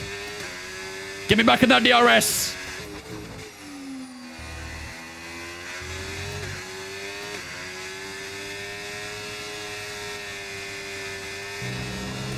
Come on. Gimme, gimme, gimme. Yes. Huge. Max trying to wrap this up quickly so we can go to Madrid quicker. I think Max would hate the Madrid track though. Alright, Schumacher will probably get past Antonelli here. Lando might fall along as well. Let's see if we can try and stick with them. Here goes Schumacher. Here goes Lando. Here goes ourselves. That was a little bit twitch on the brake in there from Kimi Antonelli, but that was a big send. We had to get that done. Otherwise, we would have lost out to both Norris and Schumacher DRS. We got it done. And now we sit right behind them. Beautiful. That was an important move to make on Antonelli there. And now we've got to try and make sure we stay within that 1 second of these two in front of me. And if we do get DRS, we can use it to Lyco. Because we're still 2.2 down at the moment. And we're slowly approaching the halfway mark. So we've got a lot of work to do fuel-wise. And we will have to start initiating that sooner or later.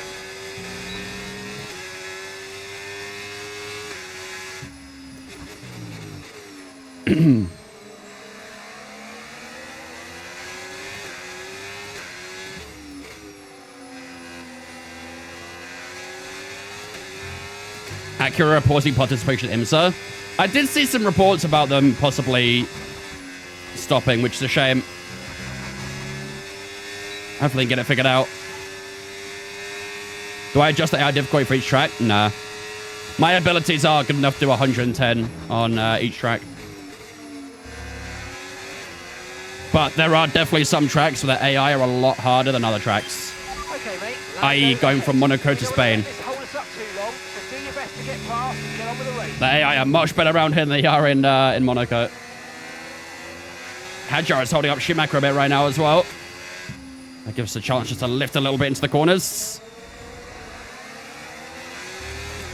Fuel's coming down. Get closer. I'm trying to Lyco a little bit. So I want a little bit of a space to them right now just so I can lift off. And we'll use the coasting and engine braking to get a little bit closer. There you go. Look how close we get through coasting at the moment. And that really helps out the fuel as well. Ooh, Schumacher getting a little bit slidey. Survives though.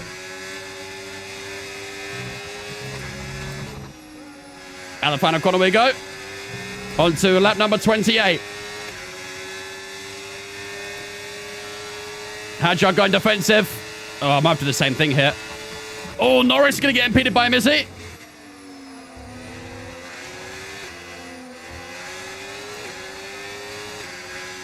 That's an excellent move. That's a really neat move. Very well judged there as well. Through how shall we go?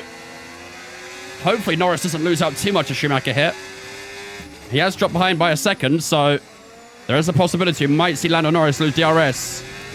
Could be close. And now we've got George Russell, the next person up ahead who hasn't boxed.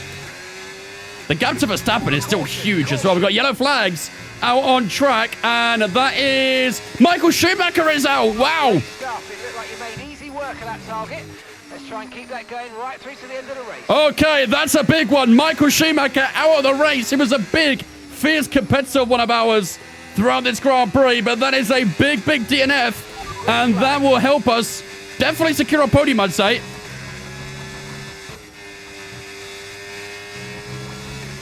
But that is a free position. Did you just complete the objective? I think it was one of the specialists who might have completed. Maybe, I don't know. So Norris got DRS on Russell now anyway.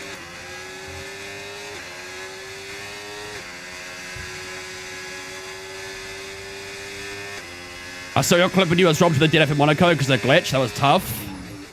Yep. Sums up my lucker. Sums it up sometimes. You still have the objective to overtake Norris then? I don't have any objective right now.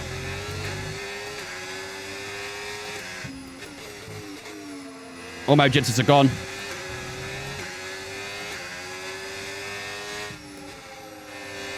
I think I had an objective early on to defend from Michael Schumacher, but then he got by me anyway, and that failed the challenge. Russell going really defensive on Norris here.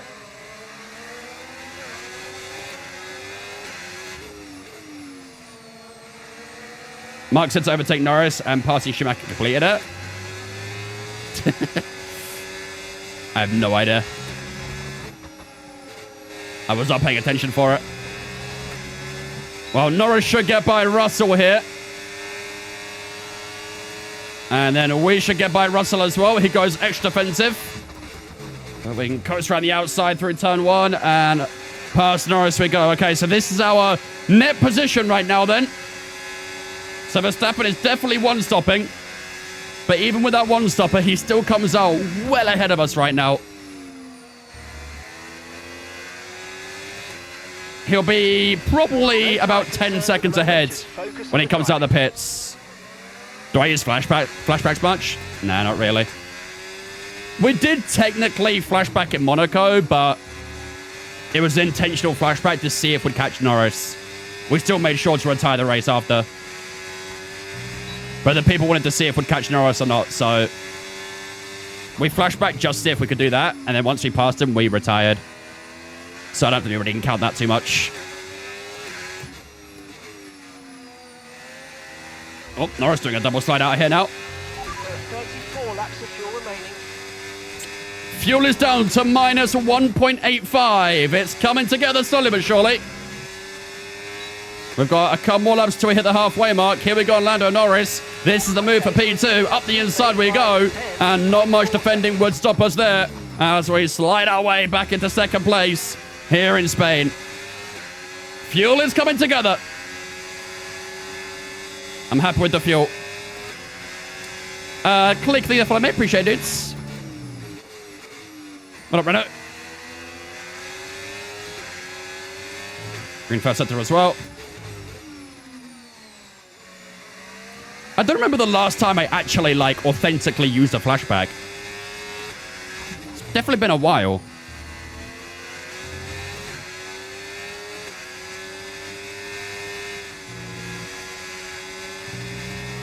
Green first. There you go, Verstappen's in. Would that be a medium tire or a hard tire it goes to? Most likely a medium, right? 31 laps on softs is crazy. Yep, there you go. Medium tire onto Max's car. How far ahead will he be? Probably a good 10 seconds, right?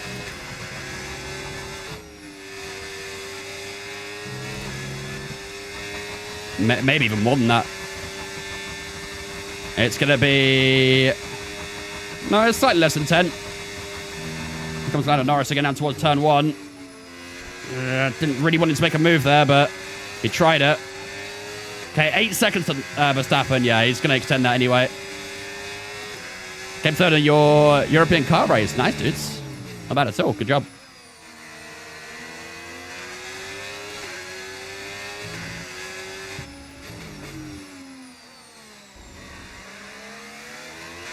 Five seconds aside. To be fair, this podium is not actually quite secure right now, is it? Sainz only 5 seconds behind is not actually as much as we thought it would be.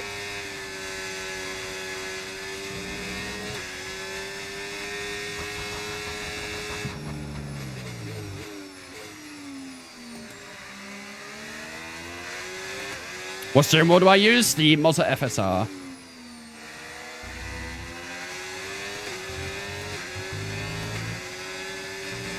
Oh, man.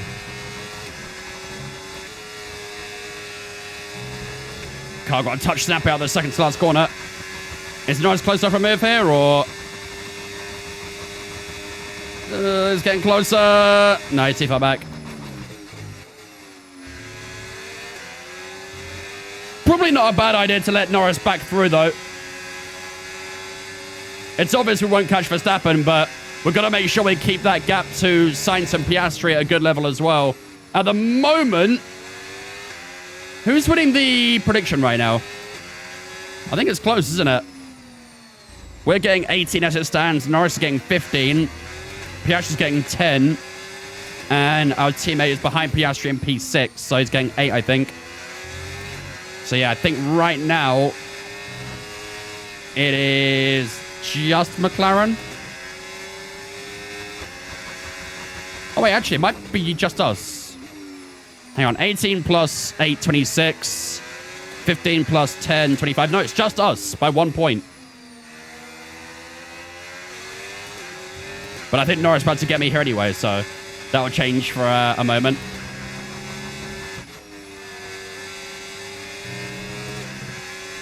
Well, here goes Lando. Okay, we've got 31 laps of fuel remaining. Do I do R&D myself or do I have him on auto? I do it all myself. I always do the R&D myself. Because there are certain things on the R&D that I tend to typically avoid. Such as the tire wear, upgrades, and the brake upgrades as well.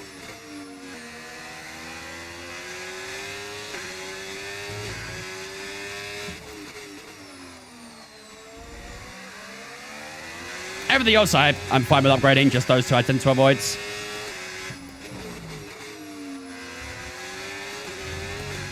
I guess technically doing gearbox upgrades is kind of pointless as well. Because you get 24 gearboxes over a season now in this game. So there's probably no real point doing the gearbox wear upgrades. Max is flying. Yeah, Max is long gone. Unfortunately, at this point, I think Max is not really in our race, which is a shame. So I don't think we'll win this race, but we are very much still in the fight for P2. Anything latest on the upcoming DLC? Nada. Not a sausage. We're still waiting for our first bit of news on that, and yeah, I don't know. Nothing's happening at the moment. Why is the Aston so fast, said Max? I wish I could tell you.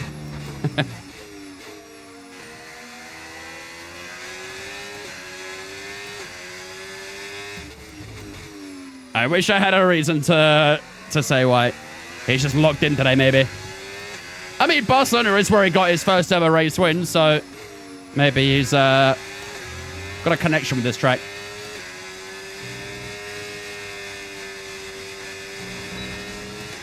Ruben, thank you for following me. Appreciate it. He's not a rival, though, is he?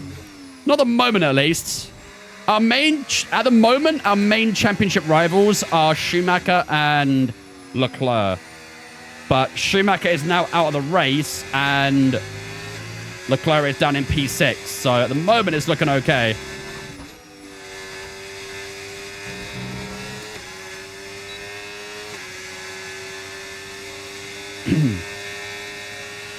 Gap to your teammate behind.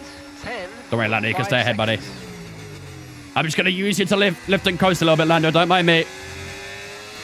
The fuel is starting to look really nice, though. I'm very happy with the fuel at the moment.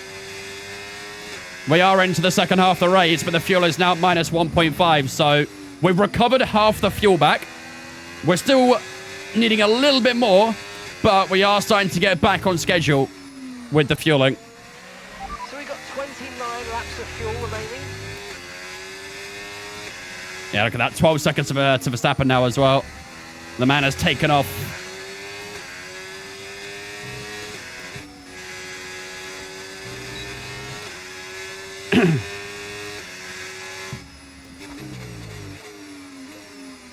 Ooh, crikey.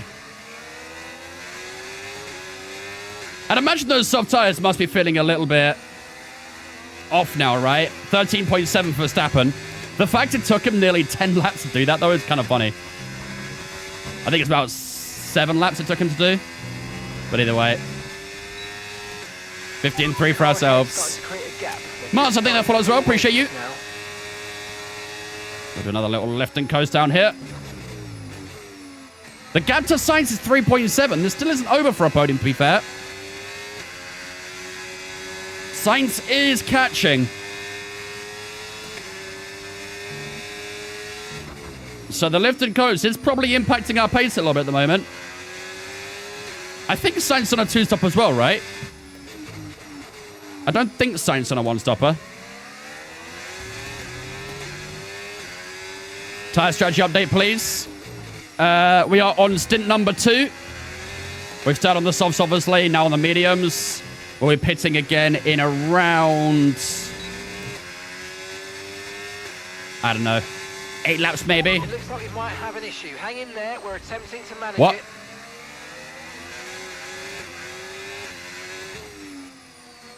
Don't be Gearbox. Do not be Gearbox. Do not be Gearbox. Please don't be Gearbox. We're looking at some imminent gearbox issues, I'm afraid. Watch out for jams and misgears. No. No. No.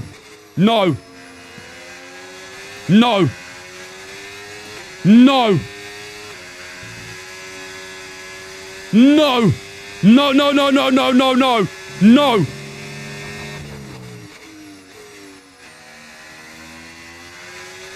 Oh my god. It's actually happening. It's actually happening. It's actually fucking happening.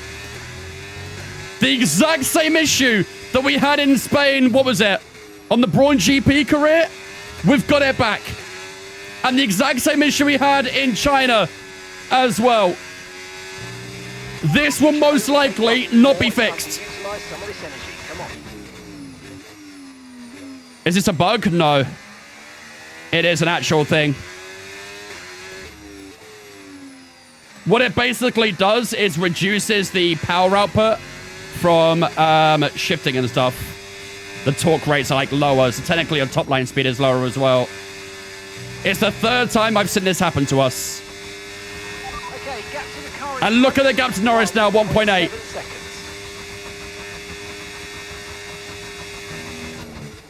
Shit. I don't think this will be fixed. And this will be very costly.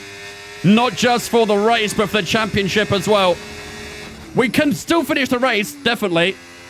But we might not be scoring many points today. Tire condition still looking good. This feels saving easier now.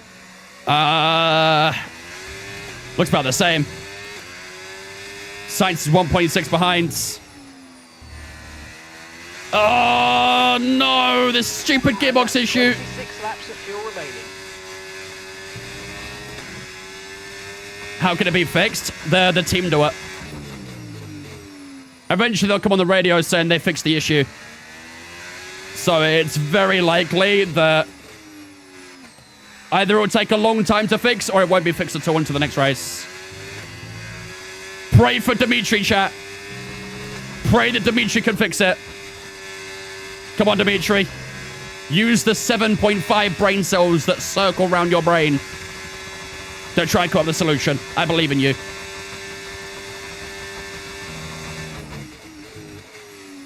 We got yellow flag. Oh, no. Don't be a safety car. Do not be a safety car. I swear to God. Wait, is that Verstappen? Yellow flag.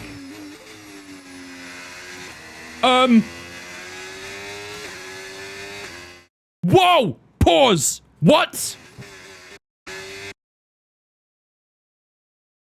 Oh my God.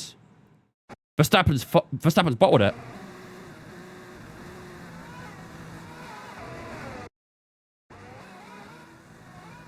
What is happening? Can we relax? Verstappen has bottled it. Of course. The one time Verstappen, who is 20 seconds in the lead, fucks it, is when we have a car issue. Of course. Okay, clear.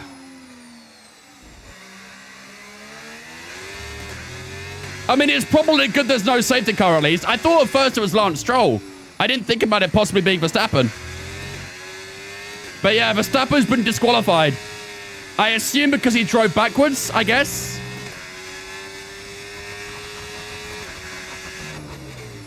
I don't know. Oh my God, the steering wheel is so heavy now. What?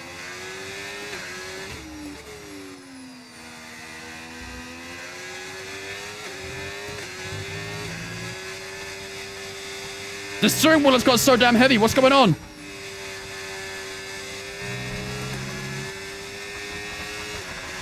Oh, really, Renault? Shit. No worries, mate. Have a good one. And there goes Carlos Sainz for P2. I just don't have anything right now with this car. We're clinging onto a podium, but it won't last long.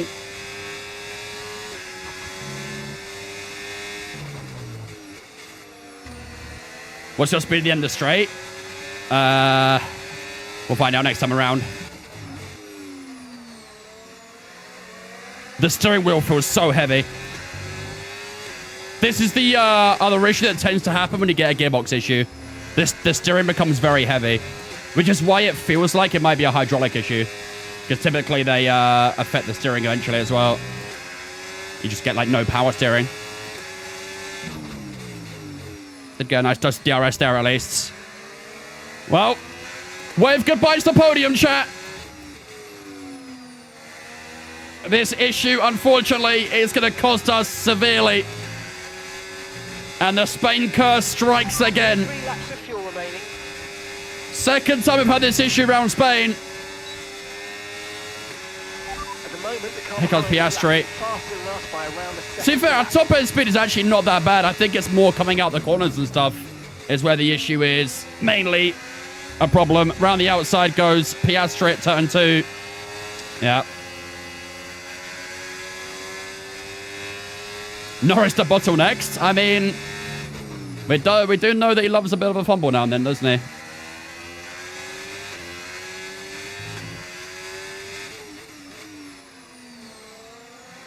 Stroll is actually P6, to be fair.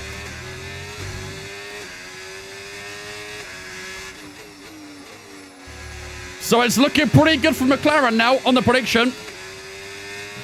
It's looking very good for McLaren. They're now first and third. The Ferraris are fourth and fifth. And like I say, probably a good chance you might drop even lower. Stroll is 17 seconds behind, which is still a large amount of time, but...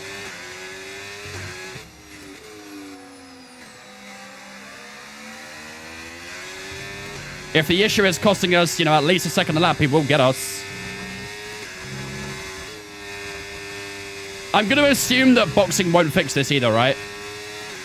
Okay, we're boxing this. I mean, yeah, look at our lap times.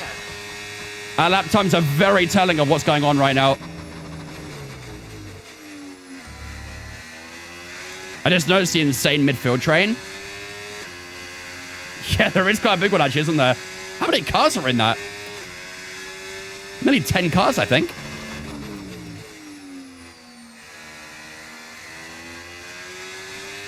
Damn. Stay out and avoid a stop. I don't think the tyre would allow that. What's good, Tom?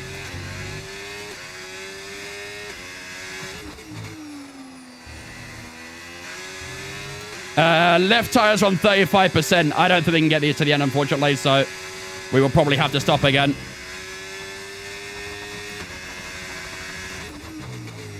Main straight, no DRS, 202 mile an hour before the issue, 200 post issue. Yeah, so I would say that, like, top line speed isn't too affected. I think it's coming out the corners. Like, the lower gears aren't providing as much speed, if that makes sense. Oh, did Mark set a box? Shit. Oh, that was my pit lap. Norris is in. Have a look at fuel-wise. Getting there. We're starting to get back on track on fuel.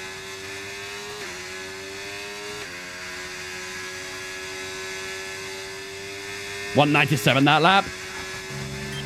Okay, mate, we've got some clear That's definitely a bit lower. and let's make the best of it. So Could also be very fast lap. battery related, maybe. Maybe I wasn't using quite as much battery that lap or something, for example. 5.7 to Leclerc. I don't think the issue is as bad as it has been in the past, but it's definitely noticeable. And I'm trying my best to try and get through it, but it's tricky. Yeah, Sainz is P1 now. Not a net position, but he does lead his home Grand Prix, so fair play. All right, let's box. Let's see by some miracle if this can get fixed in the pits. I don't think it will. I think we're cooked, but I guess we'll see. Has the issue improved? I wouldn't say improved, but it's not as bad as it could have been. Charles is in for his stop now. Oh, shit. Leclerc's boxing too.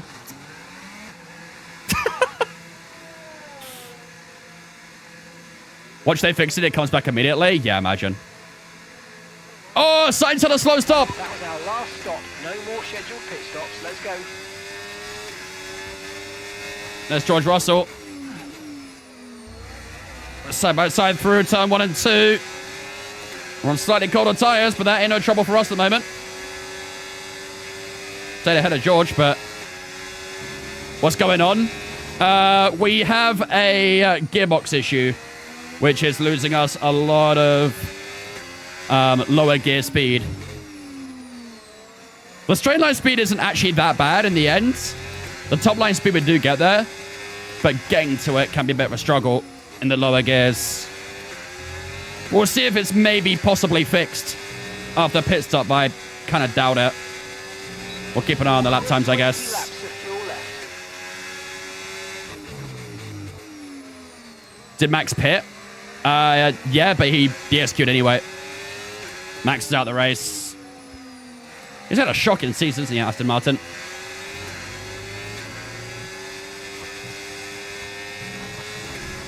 DSQ, yep.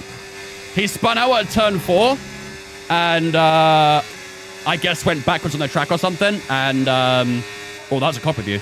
That was in time. And yeah, got DSQ'd for it. Right, let's see what the lap times are at the moment. The steering wheel does still feel quite heavy, so I think the issue is still there. It might be a little bit masked with the new tires, but we'll see.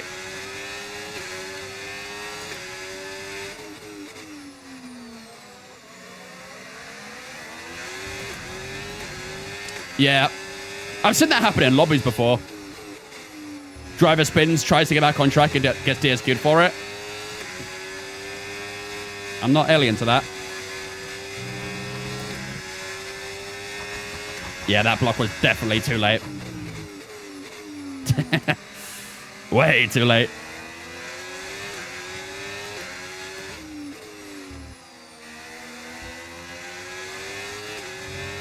No need to worry about the time. 13.4 for Lando Norris. And what's ours? Let's see. Ours is a 14.8. We're 1.4 seconds slower than Lando Norris. Here comes George Russell. I mean, look.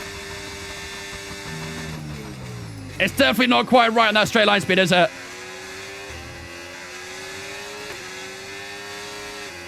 $13.2 for Lance Stroll. What we do if we get outside the top 10? Cry? Yeah, probably cry. I don't think we'll finish outside the top 10, but honestly, Who knows? For all we know, the issue might worsen. I'm coping with it the best I can, but for all I know, this situation may get worse. As they say, though, sometimes things have to get worse before they get better. I'm just waiting for Mark to come on the radio and say they found the issue and they fixed it. But my spidey senses are tingling and they're saying that it's not going to happen. I know, right, Kurt? They're blowing up Verstappen's car and putting everything into Lance's, apparently. Still got DRS and Russell here. Don't forget, Russell is on a one-stopper as well, so his tyres should be slightly worse than ours at this point. Fuel is less than 1 lap now. We're at 0.92 on the fuel.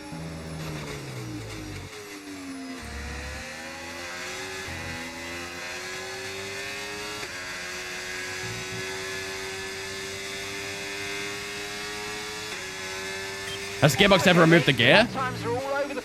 Yes, but I don't think I've had it on this game. I don't recall having it on this game, but in previous games I've had that issue, where sometimes a gear will go missing. It does tend to happen more when you have like higher wear on your gearboxes. But again, with having so many gearboxes available, that feels like, you know, you'll never really see that issue. How much the fuel hindered us? You know what? I don't think it really has, to be fair. We had to go through a phase of doing some heavy Lyco, but we had DRS while doing it, so it didn't really hurt us too much. Okay, so that's 17 laps of fuel remaining. The thing that's made this so hard is actually not even the wheel. It's the damn gearbox issue we're having. You're back at top speed? Yeah, because I got DRS. If I lose DRS, it'll be a lot less.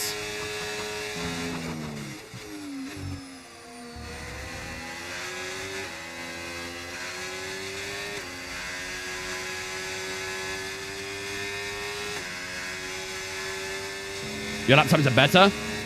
Yeah, because I got DRS. Guarantee you if I lose DRS, the lap times will not be as good.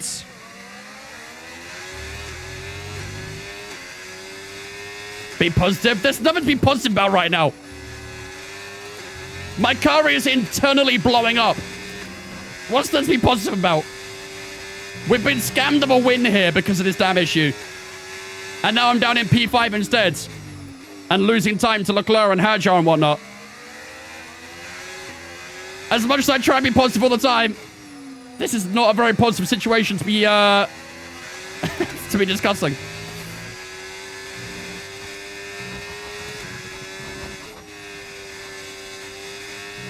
No Rog for C, by the way. Yeah, I saw 14.4. We are staying with George Russell, but Sainz has started to disappear a little bit.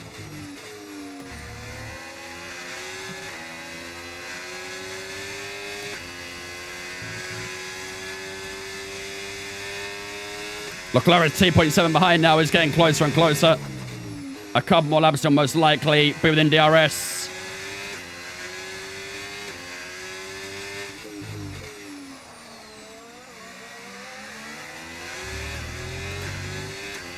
.7 down on fuel still. I think with 16 laps to go, we should be okay on fuel.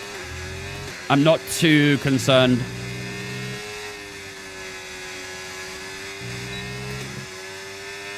Yeah, well, he doesn't play for Arsenal HP, so he won't get crucified.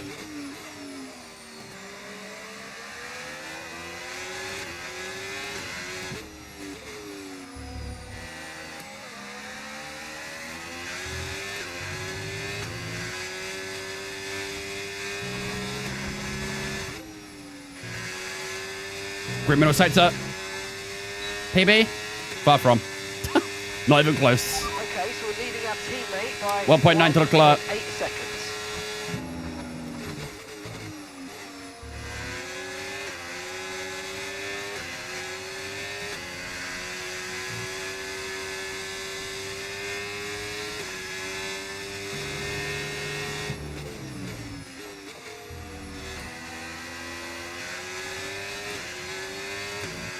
Yeah, keeping up with Russell, though.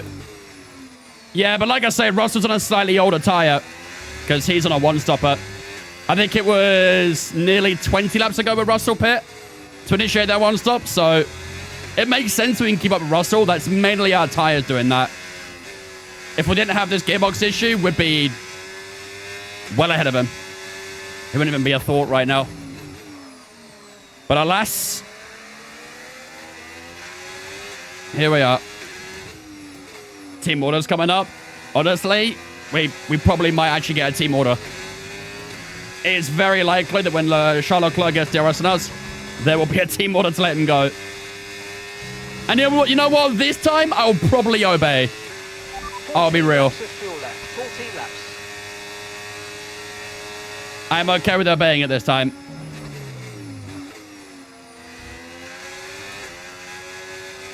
Is this out on PS5 yet? The game? It's been out on PS5 for like a year. Nearly a year, maybe. You've been talking about the DLC, and the DLC hasn't dropped yet.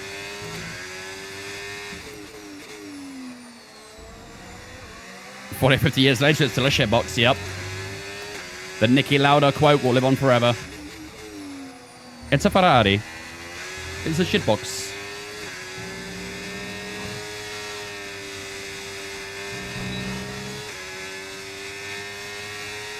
You know what? I hope one day they make a film about the Hamilton and Verstappen 21 season in the same way they did about Rush with Niki Lauda and James Hunt. That'd be awesome. I'd watch the hell out of that.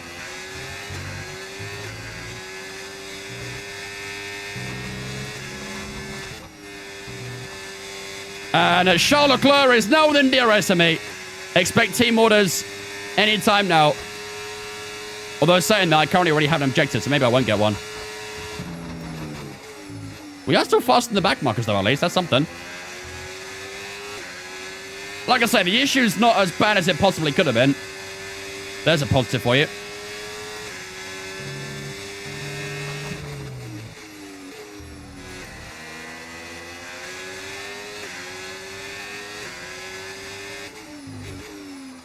You're assuming Max will not even partake in it, noob?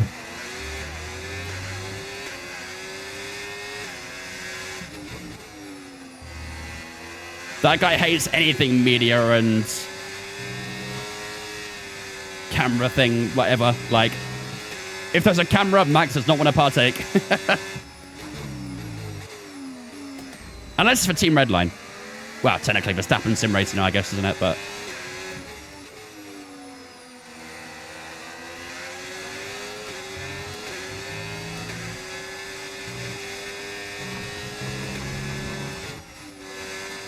two green sectors. PB, please. Yes, new PB. We are so back, baby. Maybe not for long, though. Now we're good. I probably should let Leclerc go here, shouldn't I? I should be a good teammate and let Leclerc go. Because if there's any hope of Ferrari getting a top 3 at this stage, it relies solely on Charles Leclerc rather than ourselves. Chat, should I be a good teammate? Should I let him go?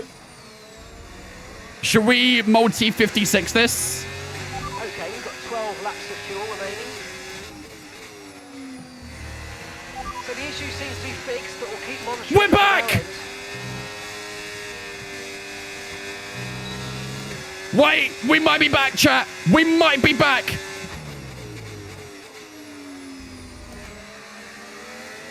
No team orders. Just straight fucking sends. Wait, let's test it down the straight. It already feels better going through the corners. Okay, no issues with tyre wear for now. Keep taking care of them. Oh my god. Chat, we are so back, baby. We are so back. Let's go.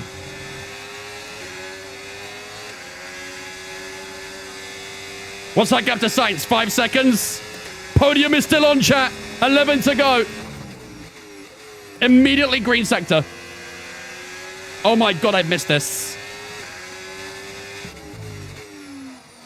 I thought this issue was going to stay permanent. So did I. But with 11 laps to go, they have found the fix. And we are back.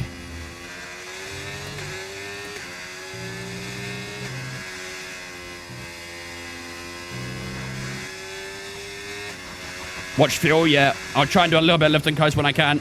Purple middle sector. Oh my god. I've missed you so much. Where have you been? Don't ever do that to me again, please. In the 4 engine failure. Kaboom. PB. I could cry. I could cry. I've never been so happy to see a fast lap of my life. Right. Let's go and cause some Spanish heartbreak here in Barcelona. Leclerc's up to P5 as well. The problem is I think we're kind of screwed against the McLarens. I don't think we're going to gain 12 seconds on Piastri, but we'll see what we can do. Oh, this feels good. I am so much happier.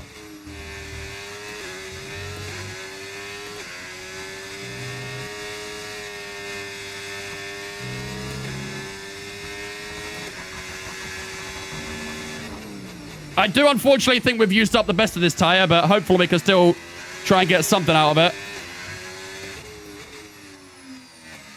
A safety car? Yeah, to be fair, a safety car would be very nice. We would probably bolt on an old soft tyre for that. Yeah, rear left tyre is at 20%, so 13.4 that time. Any big brake moves to get 4 seconds lap are needed right now. Unfortunately, I don't think there's much we can really do outside of pure pace. We're not really in Monaco where we can try and gain 3 or 4 seconds a lap. We don't really have that luxury now.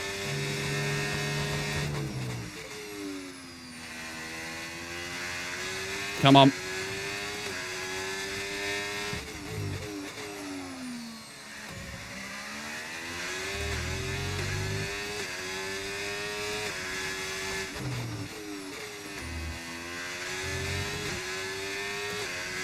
We're not really getting a huge amount on him either, are we, to be honest? We need to gain more. And that's 8 laps of fuel remaining. Fuel is still coming down, but maybe not quite at the rate we want it to.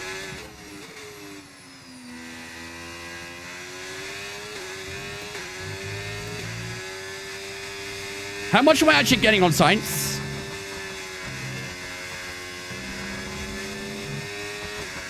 $13.4 that time again. Back to about 13.4s. 4 or 5 laps to catch science, you reckon? I think it might have also got a little bit of traffic too, which could help. But we have to also bear face to that traffic at some point too. 4 tenths. That's not much, is it?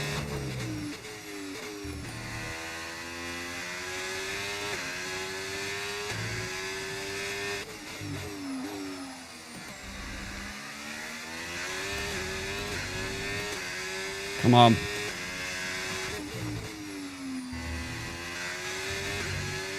I'd be very happy with the podium given everything that's happened so far.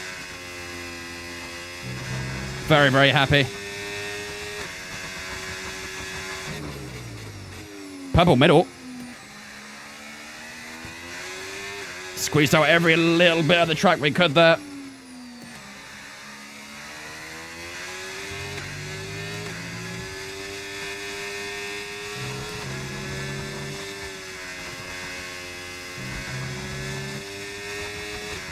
$13.3. That was a 10 faster than last lap. He's quicker first, so that gaps you by around 0.2. Okay.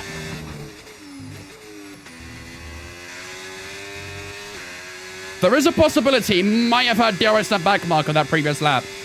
Down toward turn 1. Have a feeling about fuel. It's awkward because it's tight, but if I start lifting and coasting, we will not have a chance of catching Sainz. I think what I'd like to do is push, get on the back of Sainz, fuel save a little bit, and then try and go for a late move. That'd be the ideal scenario, but I'm a little worried we're not going to catch Sainz. So I think we'll push hard until lap 64 maybe. And then if we're still too far away, we may have to back off and lift and coast and just save the last little bit of fuel to make sure we cross the line. But I think right now, especially leave it all out there and just see what we can do. That felt like a pretty good gain on Sainz that time. 13-1, double purple sector there too. That was a good gain.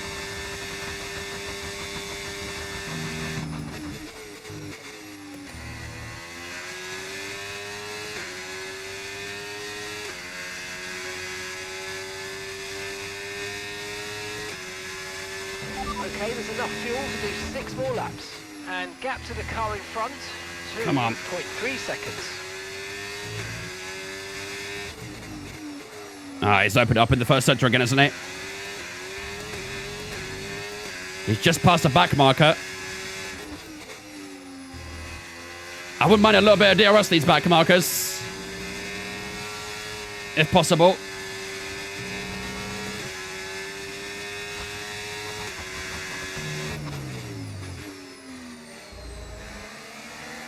Oh man, that dirty air's starting to stick it onto the rear tires a little bit there.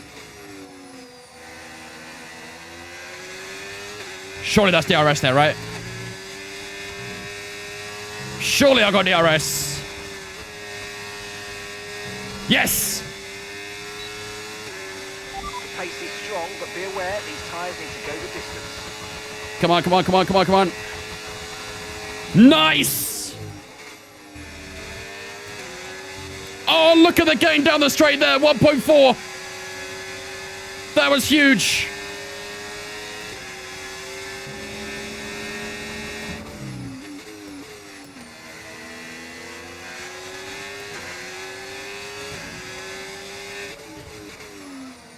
Green first sector. Yeah, it does unfortunately look like McLaren are probably going to win the prediction, but let's try and get that podium.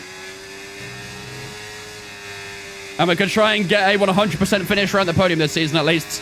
That'd be nice. 1.2. Push hard this final sector. Purple in the middle. Could this be a PB?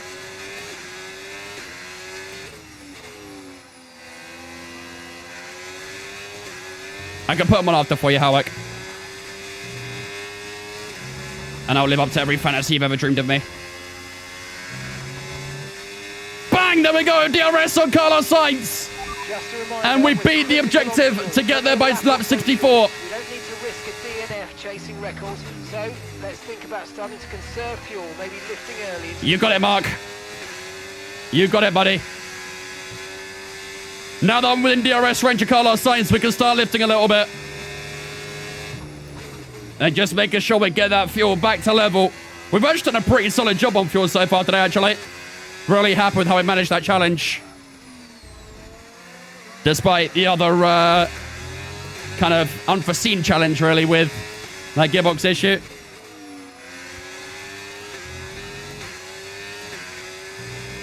Bro heard the gearbox is fixed and turned into a Brazil Max. I had to. I had no choice. If I wanted a podium, I had to beat Brazil Max. Yeah, fuel's coming down nicely as well.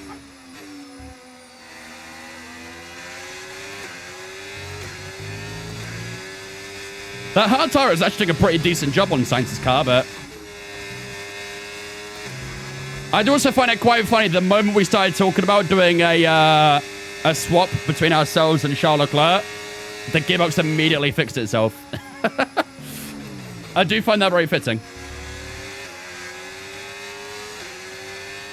Gap to your teammate behind, 6.0 seconds. 0.13 on the fuel. We're almost perfect.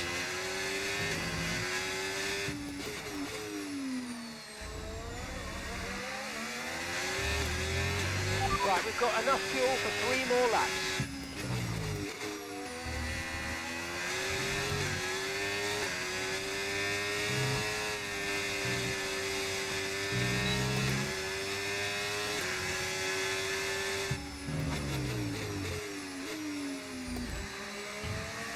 Oh, he's struggling for this corner, isn't he? Oh, I nearly was too. Come on, 0.07 on the fuel. Tyre condition still looking good. It's looking good, Brev. It's looking good. On to lap 64. Few more laps to go now.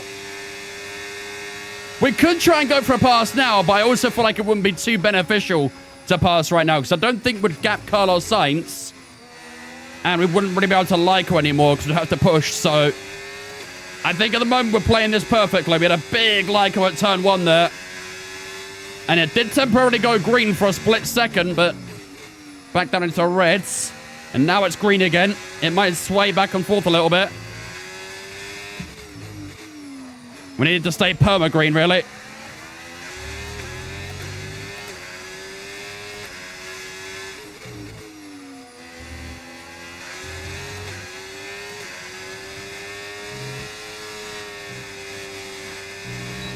Come on. Let's go, Nico.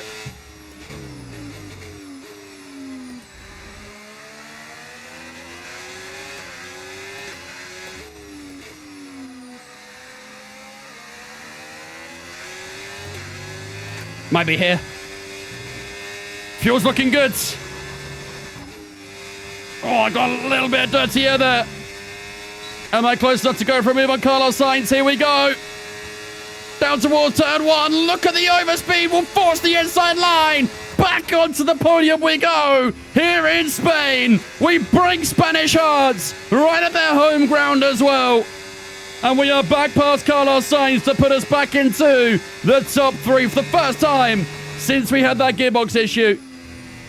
Question is, can we try and break away from that 1 second to Carlos Sainz now?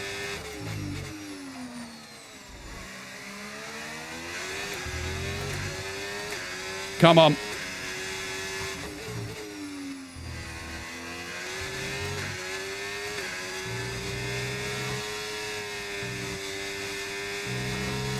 Seven tenths right now to Carlos Sainz. Can we break that 1 second? That'd make it a little bit easier to defend if we can stop him from getting DRS. Here we go. Around the final 2 corners. And that will complete lap 65 of lap 66. And through the final corner we go. On to the final lap here in Spain. That gap should be good enough against Carlos Sainz. They're 9/10s. He shouldn't find too much on us from there. And we will hold the most important place at turn 1. And that should wrap up a podium for ourselves here in Spain. What a comeback drive that was. Probably got a little bit lucky from the fact that Verstappen had a DSQ, really, but... So gap to the car ahead, 8.8 seconds. Let's make sure we see it through. No mistakes.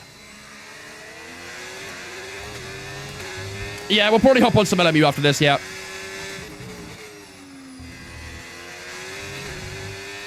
You almost let Charles go too? Yeah. Imagine how drastically this race could turn around. Is a Cadillac in the points? I don't think so. So there we go, ladies and gentlemen. Lando Norris will take his first win of the season here in Barcelona. It'll be a McLaren 1-2 with Piastri completing that second spot, and then we'll round out the podium with a fantastic comeback drive here in Spain. That gearbox issue was no problem for us. P3 here in Barcelona, and we should extend our championship lead as well, if I remember correctly. But we do keep a 100% podium streak when finishing a race at least, so that's important. We nearly didn't have a podium there, but we held on. Oh man, that was not easy. Not easy whatsoever. Without that issue, we definitely could have been in the fight with Lando Norris for the win, but unfortunately, it was out of our control already, wasn't it? So, I mean, 1 race win is great, but to have 2, you know that you've got it. You're a little bit man. skin. This is a great sign of maybe. Bro might be Oscar Piastri with 100% podium this season. Maybe. Actually, I think Lando Norris might have a second one. I think he won in Monaco, didn't he, actually? This might actually be back-to-back wins for Lando Norris. Because we were trying to chase him down in Monaco, and then the very unfortunate events happened. well-deserved win today. What's the AI level? Lando 110. Norris. Pay prediction. Pay him up, Howick. Pay up those damn McLaren voters. Because of who voting 2, I'm paying 1. Yeah, fair. I didn't see what the points total was on the end, but yeah, I guess we'll see. Well, that was certainly an exciting weekend of Formula Hey, what a 1. drive from Piastri, by the way. Join us Damn. For more exciting Formula 1 action very soon. Piastri going from P11 to P2. Fairs. That's a good drive from Piastri there. Very, very good drive. Got knocked out in Q2, but still managed to finish P2. I respect it. So, Lando Norris then does win the Spanish Grand Prix. Piastri in second place, 8 seconds behind his teammate. We finished 17 seconds behind Lando Norris. We did get the first lap as well, but of course you don't get the point for that in anymore, so no extra point for ourselves. But we do get the podium at least, and we'll take that very, very happily after everything that was going on in that race. Carlos Sainz finished P4, Leclerc in P5. Decent comeback race for him there as well. But I think Piastri, fair to say, probably drive of the day today. George Russell in 6th, Stroll in 7th after starting in P13. Hadjar, Hulkenberg, and Gasly all in the top 10 there as well. Kimi Anthony and Lewis Hamilton finishing outside the points after doing a one-stopper. Not a good race for those guys whatsoever. And as you can see, we had 3 DNFs today. We had Michael Schumacher and Albon retiring. It does say Verstappen got a DNF, but during the race, it said it was a DSQ for Verstappen, which I'm fairly sure it is. But either way, Verstappen didn't finish that race, and he would have comfortably won that race as well by a big distance. But that DSQ is unfortunately going to hurt him quite a bit. We'll watch that DSQ in a moment. Let's have a look at the championship standings then, heading into the Canadian Grand Prix. So Lando Norris with back-to-back wins here in Spain. He is now 21 points behind us, with us finishing P3. Charles Leclerc in P3 right now, as well ahead of Michael Schumacher, who did retire in this race. Piastri in 5th, Verstappen 6th, Hamilton, Russell, Sainz, and Hulkenberg all in that top 10 there as well. And you can see the rest of the order there as well. In terms of Constructors' Championship, Ferrari still leading the way right now by 46 points to McLaren, but they did get a big haul of points over us today. And, yeah, they're on 166 points now, 59 up on Audi, who are currently in 3rd. Red Bull in 4th, Aston Martin 5th, Mercedes in 6th, Williams, Alpine, and Haas up there as well. We're still waiting on points from Cadillac and Racing Bull. I'd be shocked if we saw any points from Racing Bull this season, because their car is pretty damn bad. Right, let's go see what happened to Max Verstappen. We know he spun out at turn 4, but let's see. And exactly how he did it. Maybe a big gust of wind.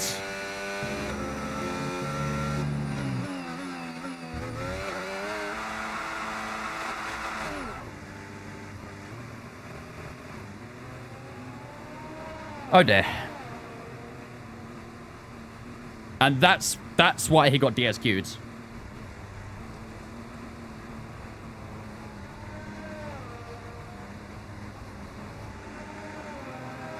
That was us going by there as well, but that right there is why he got DSQ'd.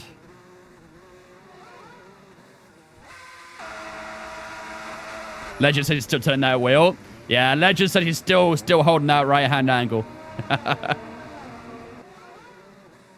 I'll tell you what, it'd been really interesting to see if he would have continued that race, because that was some big front-end damage. The entire front wing is pretty much ripped off there, so if he continued that race, it'd been very interesting to see where he would have finished. But, yeah, he got DSQ'd for the way he re-entered the circuit, I guess. But, yeah, Verstappen was comfortably leading that race by a huge distance as well, and then went and pulled that off. It all happened so quickly as well, because I think that was right after we got told about the gearbox issue, right? So, man. Are we getting our payout?